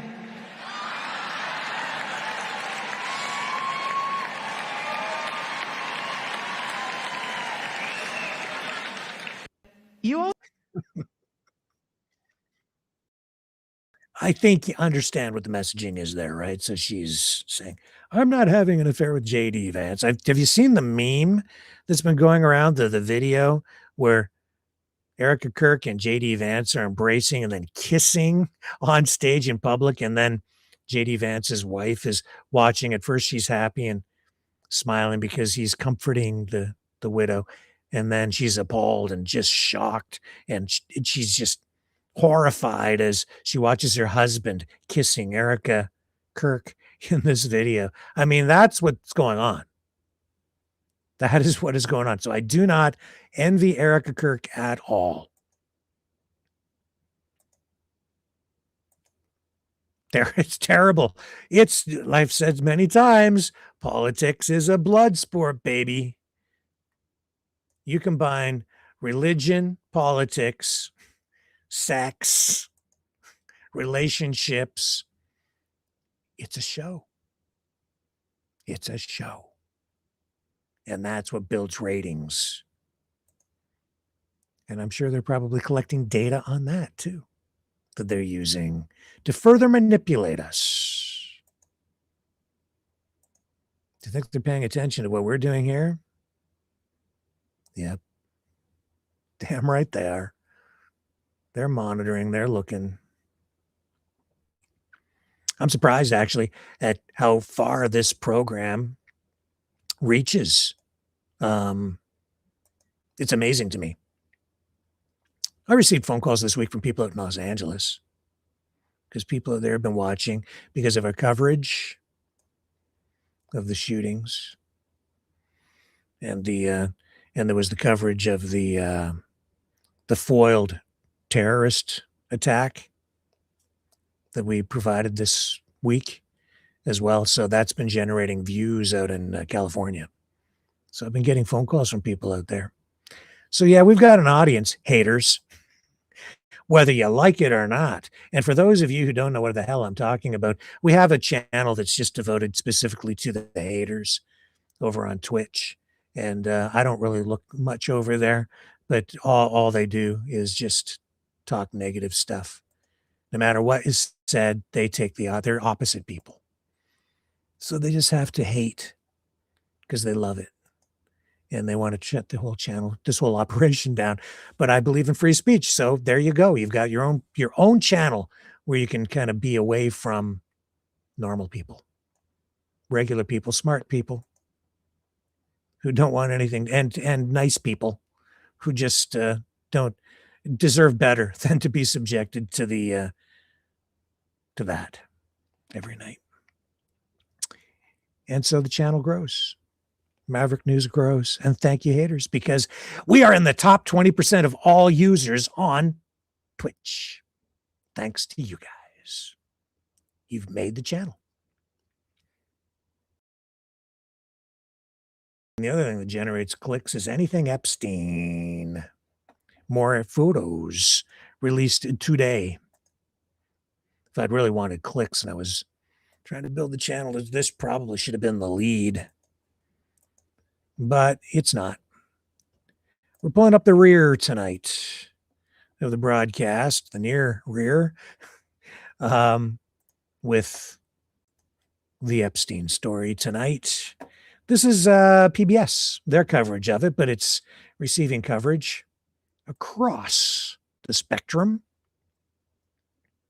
Let's bring it up over here. Gonna bring that back over here. You don't know what I'm talking about. I'm moving tabs around. Lolita passports and more famous figures pictured in latest Epstein photo release.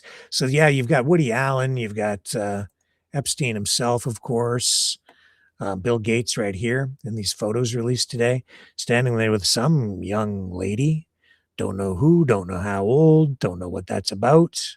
Her face is blocked out, so we can't see who she is. Democrats on the House Oversight Committee released another collection of images from Jeffrey Epstein's estate today on the eve of the Justice Department's deadline to release all of its files on his case. Around 70 photographs came from Epstein's computer and email accounts and shed more light on his lifestyle and social circles. The photographs, among 95,000 handed over by Epstein's estate last week, were provided to the committee without context. So these are just pictures. Looks like they're in a hotel someplace because you can see the luggage racks. Is that on Epstein Island? Did they have luggage racks? They probably did. I don't know where that is taken. One image shows former Microsoft CEO Bill Gates standing next to a woman whose face is redacted. Another shows Noam Chomsky seated next to Epstein on a plane. Several images show a social gathering over a meal and several faces of powerful or public figures, including Epstein. A separate image that appears to be from the same room shows Google co-founder Sergey Brin and New York Times columnist David Brooks, who is a regular contributor to the PBS NewsHour. The photos are undated.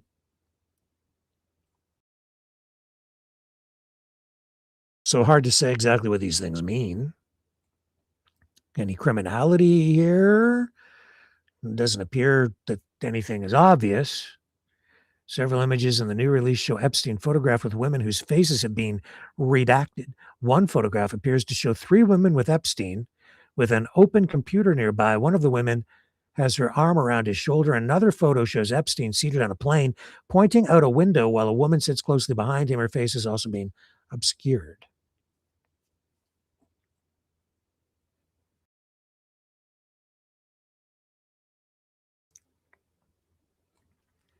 And some photos in the batch show close-ups of a foot and a neck. In both images, quotes from the book Lolita appear to have been written in black pen on the person's body.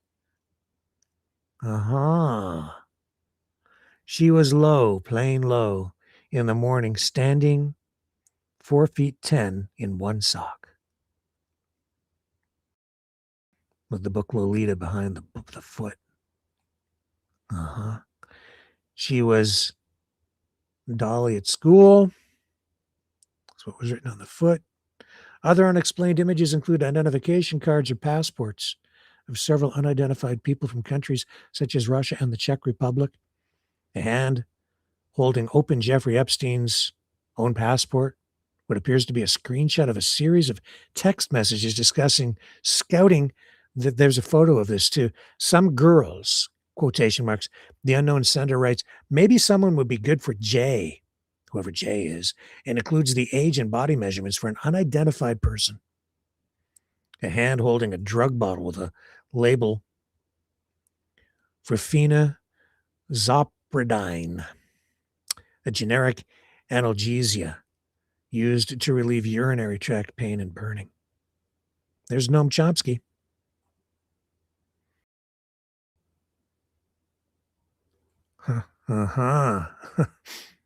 Because maybe somebody caught something. And is that Steve Bannon? I think that's Bannon, isn't it? From the profile? And this undated photograph from the personal collection of Epstein, political strategist and former Trump advisor. Yes, Steve Bannon speaks with Epstein inside an office. The photo from Epstein's estate was released Thursday by Democrats on the House Oversight Committee. There's Steve, as Trump used to call him, Sloppy Steve Bannon. I notice he doesn't attack Bannon anymore. They seem to have buried the hatchet, and Bannon's still in his camp because he knows the other side's never going to embrace that guy. So he has no choice. He has to remain loyal to Trump no matter what happens. But he has been a loyalist, for sure. So all that going on, and the victims, the women, they're out there speaking. Not good for Trump, not good for him at all. Just even having the story alive and out there is just not good for him. And, Susie Wiles is chief of staff coming out and doing the interview with Vanity Fair. That's not an accident. That's not like an oops. Trust me on this. I don't know exactly what the goal is there. Maybe Susie Wiles is fed up with some of the people she sort of called out, like Elon Musk saying that the guy microdoses and drug user, saying that J.D. Vance is a conspiracy theorist, saying that Donald Trump himself, he's in the Epstein files, but he's not doing anything awful. He was just being a playboy with Jeffrey Epstein back in the day. But it's not good for Trump. And it's like she hasn't denied saying any of the things, although she did come out later, upon publication saying, oh, well, it's just a hit job. But she's a pretty sharp customer. Like, she's very smart. She's been the one really she's been, I think, one of the people providing the actual rudder for Trump and the entire administration, and before that, the campaign. She's the one who led them to victory and has been keeping the train on the track. And so it's no accident what she's been doing, what she did with Vanity Fair. How many interviews did she grant that reporter? 11? So there's a method to her madness for sure. She's not doing anything accidentally. And so anything that was said that's embarrassing anybody, you can be pretty darn sure that what she said is probably in context, or at least it was said intentionally with her knowing full well what was going to happen with to her comments upon publication. She did it on purpose. What is the purpose? I'm not entirely sure. It could be because she's trying to undermine or plant seeds for undermining somebody in the future, maybe, shortening their political aspirations. Or it could be saying things so that they could just monitor their response in social media and get the data back on it. I don't know, but it was not positive. It wasn't helpful. And I don't understand the real end goal here. I just know that that's not a woman who makes mistakes. And it shows that there's something bad going on. There's some rot at the center of what's happening with the Trump administration. And now I remember, since speaking of rot, it's the Kennedy Center. I was going to comment on that. So let's do that.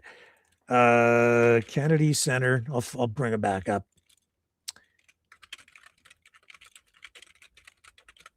And the story is the Trump picked board votes to add his name to the Kennedy Center. It's all over the news. We'll bring up the BBC headline just so you can see it, but it's everywhere tonight. And they've been talking about this, and Trump kind of, I think he's like, oh, really, me? They're going to do that for me? Yeah, man, you set it all up. Oh, well, it's not like I really wanted it or anything. I don't really want a Peace Prize. Yes, you do. That's what it's all about for you, man. Kennedy Center to be renamed Trump Kennedy Center. White House says the board of the Kennedy Center has voted to rename the Performing Arts Center the Trump Kennedy Center, according to the White House. Press Secretary Caroline Leavitt said on social media that the board voted unanimously to make the change due to the unbelievable work President Trump has done over the last year in saving the building. Is that the reason why? He went in there and started purging. Yeah, and he put in a new board. Speaking in the Oval Office Thursday, Trump said he was surprised and honored by the decision. There's a clip up here. Let's roll it.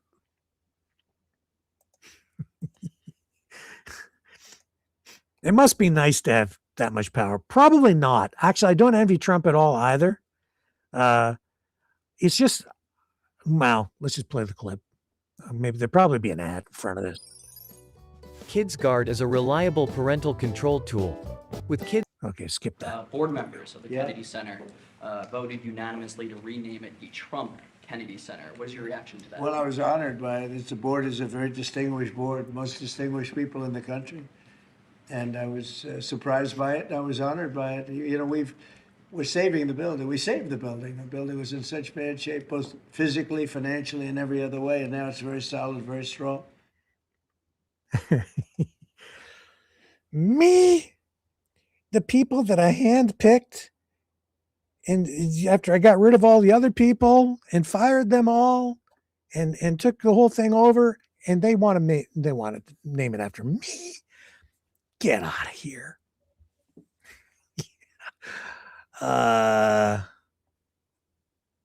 Oops. I'll be right back.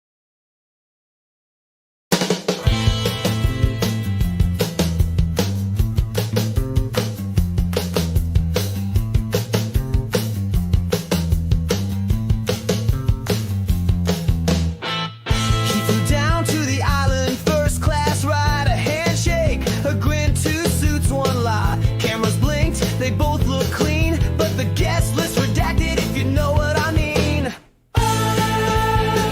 No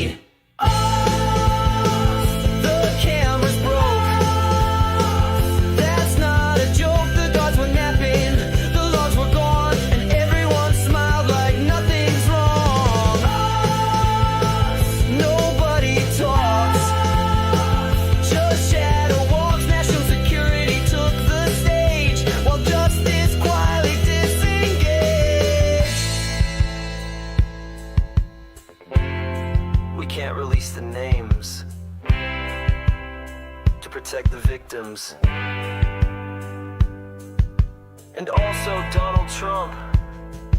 Coincidence? Just dumb luck. Right?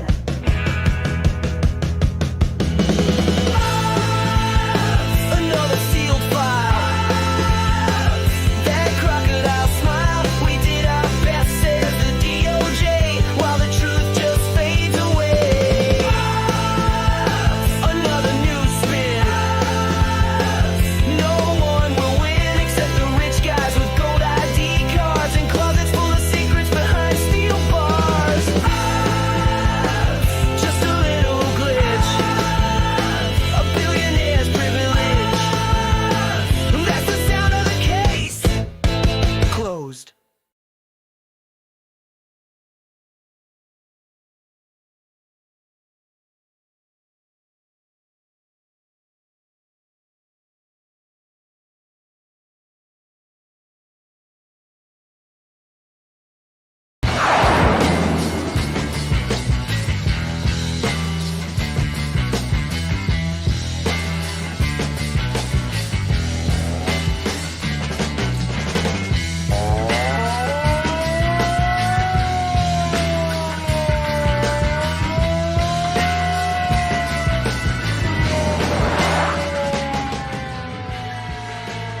Maverick News.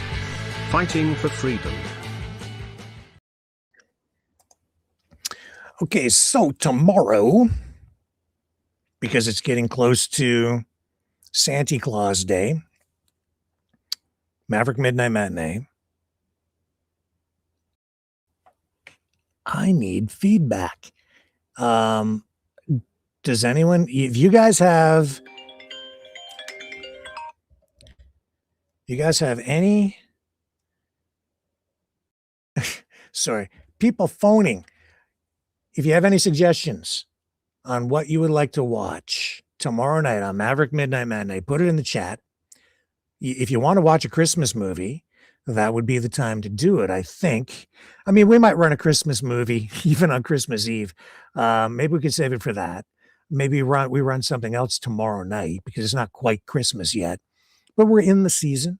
And so I'm looking for some suggestions. What do you guys want to watch tomorrow night on Maverick Midnight Matinee? I'm not guaranteeing I'm gonna go with what you suggest. I have a few ideas of my own, but if somebody comes up with something good, then we can do that.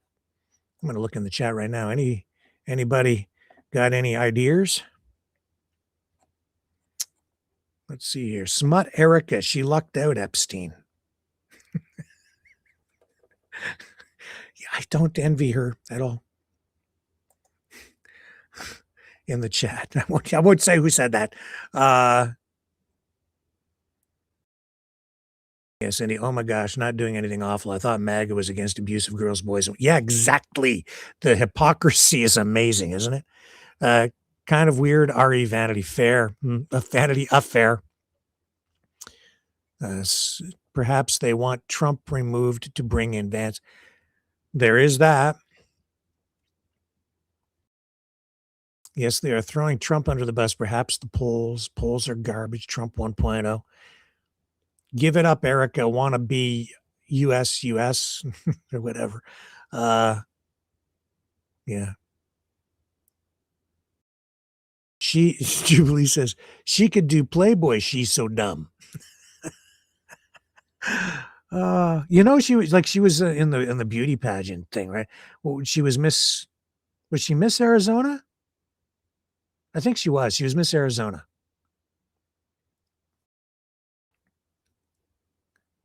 And Dragon says, Rick, don't envy Trump. You know why? Yeah, because it's a tough job. And it doesn't matter what you do. You're damned if you do, you're damned if you don't. But in his case, I think he's really damned because he's making some really bad moves. What else do we have here? Lindy says, at some point, It's a Wonderful Life. Yeah, maybe we could do that.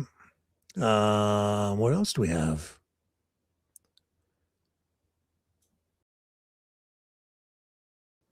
Godzilla, Rick, and Santa. I don't know if there is a Christmas Godzilla movie. Is there? Does he eat the Christmas tree in Times Square? What else do we have? Christmas Carol, 1938. Yeah, we could do that. That was one of the ones on my list. That would be a good one. And there's Santa Claus Conquers the Martians. There's another one. There was another one I was looking at. Santa and the Ice Cream Bunny. It's from the 1970s, but I don't know. Canadian Bacon, Christmas Eve, It's a Wonderful Life. Like I'm a kind of like, I do like to do traditional things, and I kind of like to repeat things at Christmas and do things that I do every single year just because it's like, we do this every Christmas. One of those things is you have to watch Scrooge. Got to watch A Christmas Carol. So there is that. And there are a lot of things that so I'll take all those into consideration. I'll check the chat at the end of the program, even when I sign off, to see if you have any other suggestions. I'll look in there and we can maybe run one of those tomorrow night. I like the idea of A Christmas Carol just because it's a tradition, something that I do at least once every Christmas anyway. Have to watch it because it's Christmas. And that's what I've always done since I was a kid.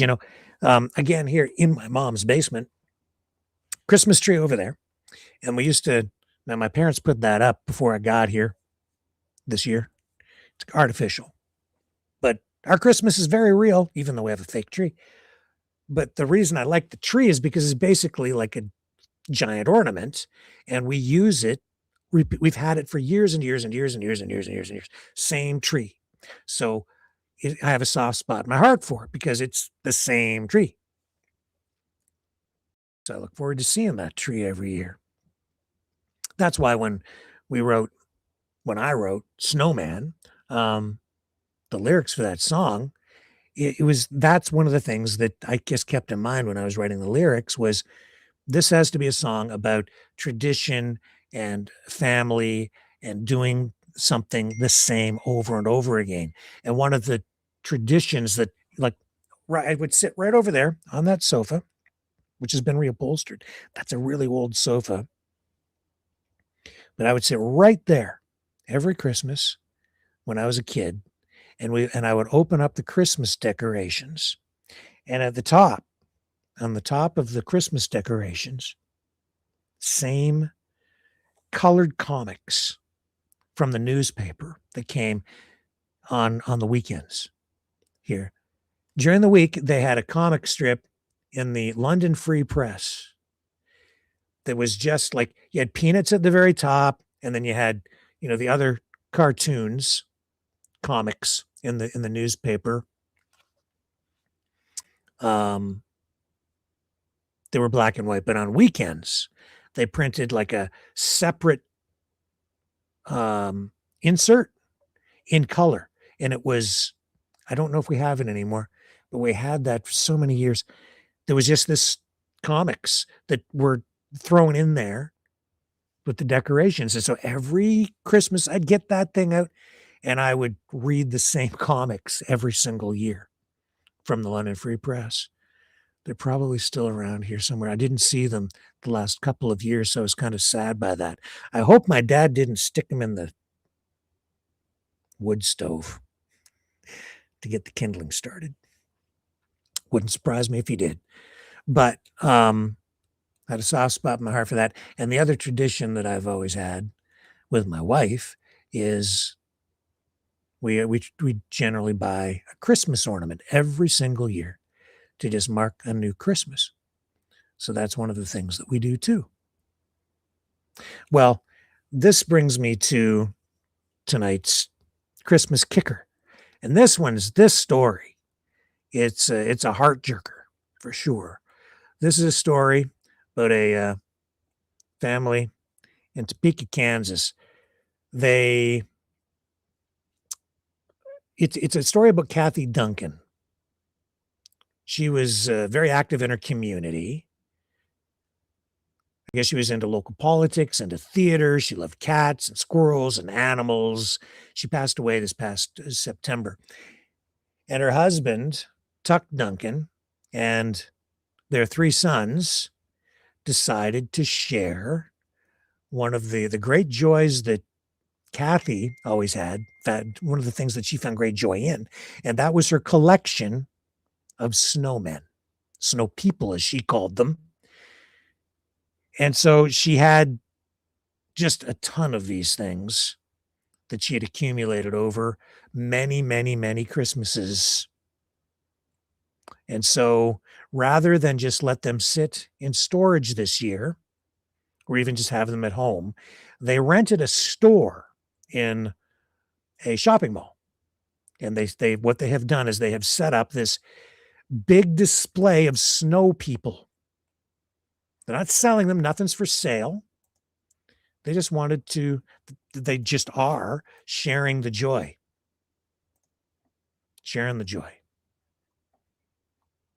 with the people in their community. And there's been so much joy spilling over from all of this that this story has gone international. It's getting attention across borders, certainly in Canada and the US.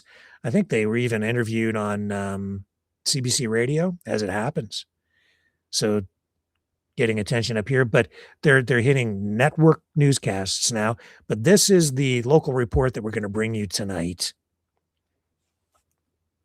This is from WIBW, the local television station in that community, channel 13. Share it with you now. Life of a late family member by inviting all of you to view her Christmas display. 13's Claire Decatur gives us a peek at what it looks like. Claire? Melissa, Kathy Duncan was active in local politics, theater, and was a cat and squirrel lover, but one of her loves tops them all.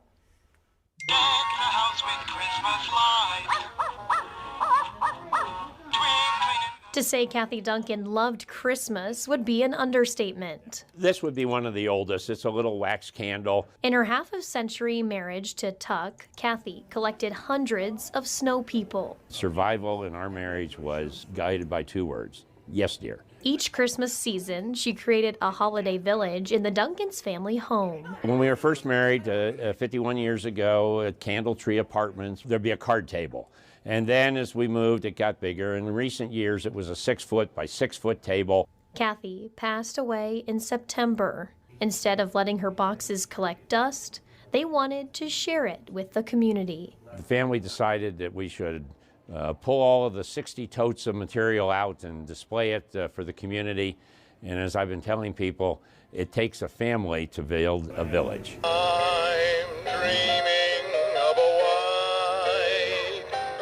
From now until December 24th, you can view hundreds of snow people at Westridge Mall for free.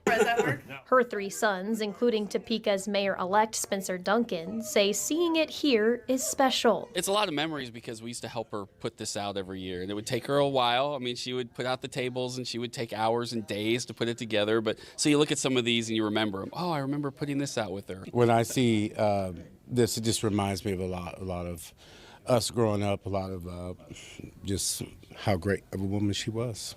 I mean, to come in this room is just, I don't know, to see in 47 years of my mom. Kathy's love now shared with the community. My wife was a very sharing person, and she would love this. She would love it.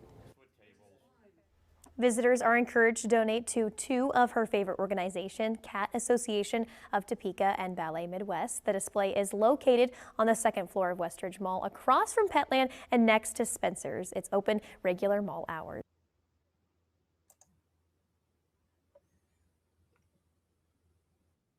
Yeah.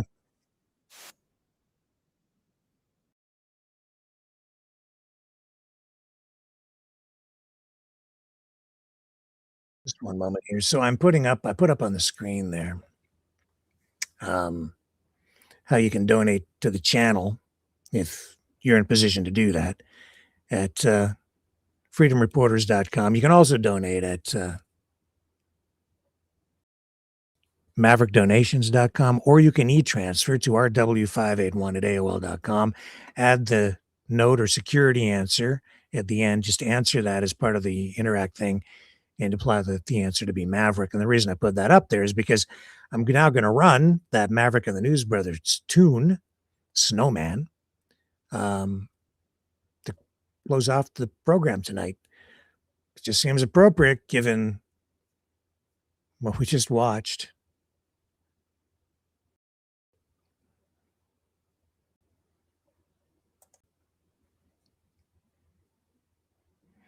Yeah, there's something magical about it.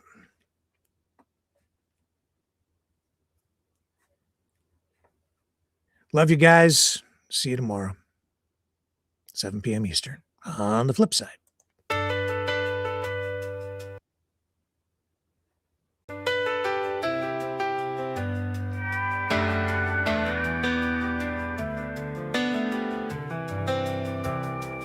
I was born in glitter, hung high on the tree. A cradle below held sweet Christina and me. Her tiny hands reached for the colored lights glow. I smiled through the fake snow while the carols played slow. And then the season was over. In a box I was packed, tucked away and waiting in velvet black. Every December, the little lifts again. Light floods the silence like grace on my sin. I searched through the sparkle for her sweet face. My little girl growing in this same old place, waiting in the darkness for light to shine through. Another year fades, I'm always looking for you. I love you, baby girl, you'll always be mine. The Christmas spirit's here for all time.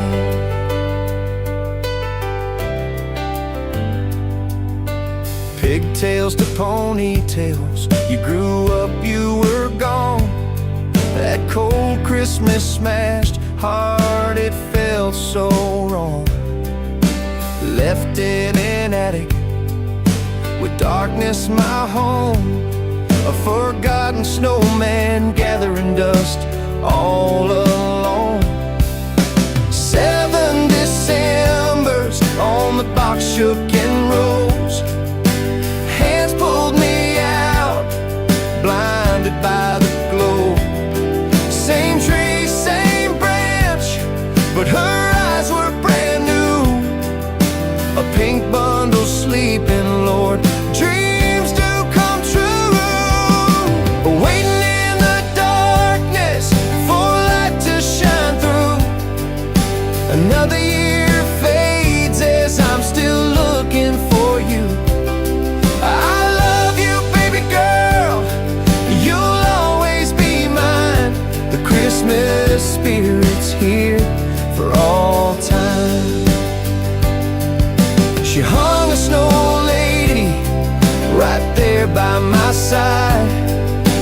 Whispered he waited, teardrops she couldn't hide.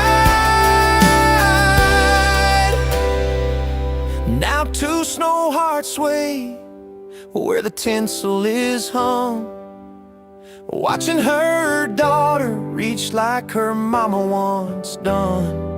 When they pack us together at the end of the night, we'll dream in the dark till next year's light. Waiting in the darkness for light to shine through. Another year fades, but my love still burns true.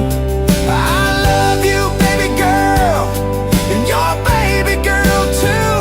The Christmas spirit's here for all time. Yeah, the Christmas spirit's here for all time.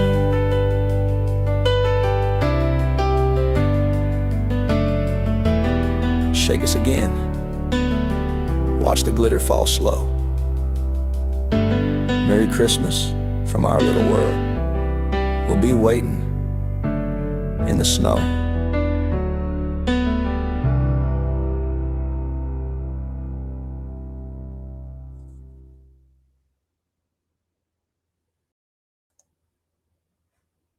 Anybody who donates, I'll send you the Christmas album. See you tomorrow.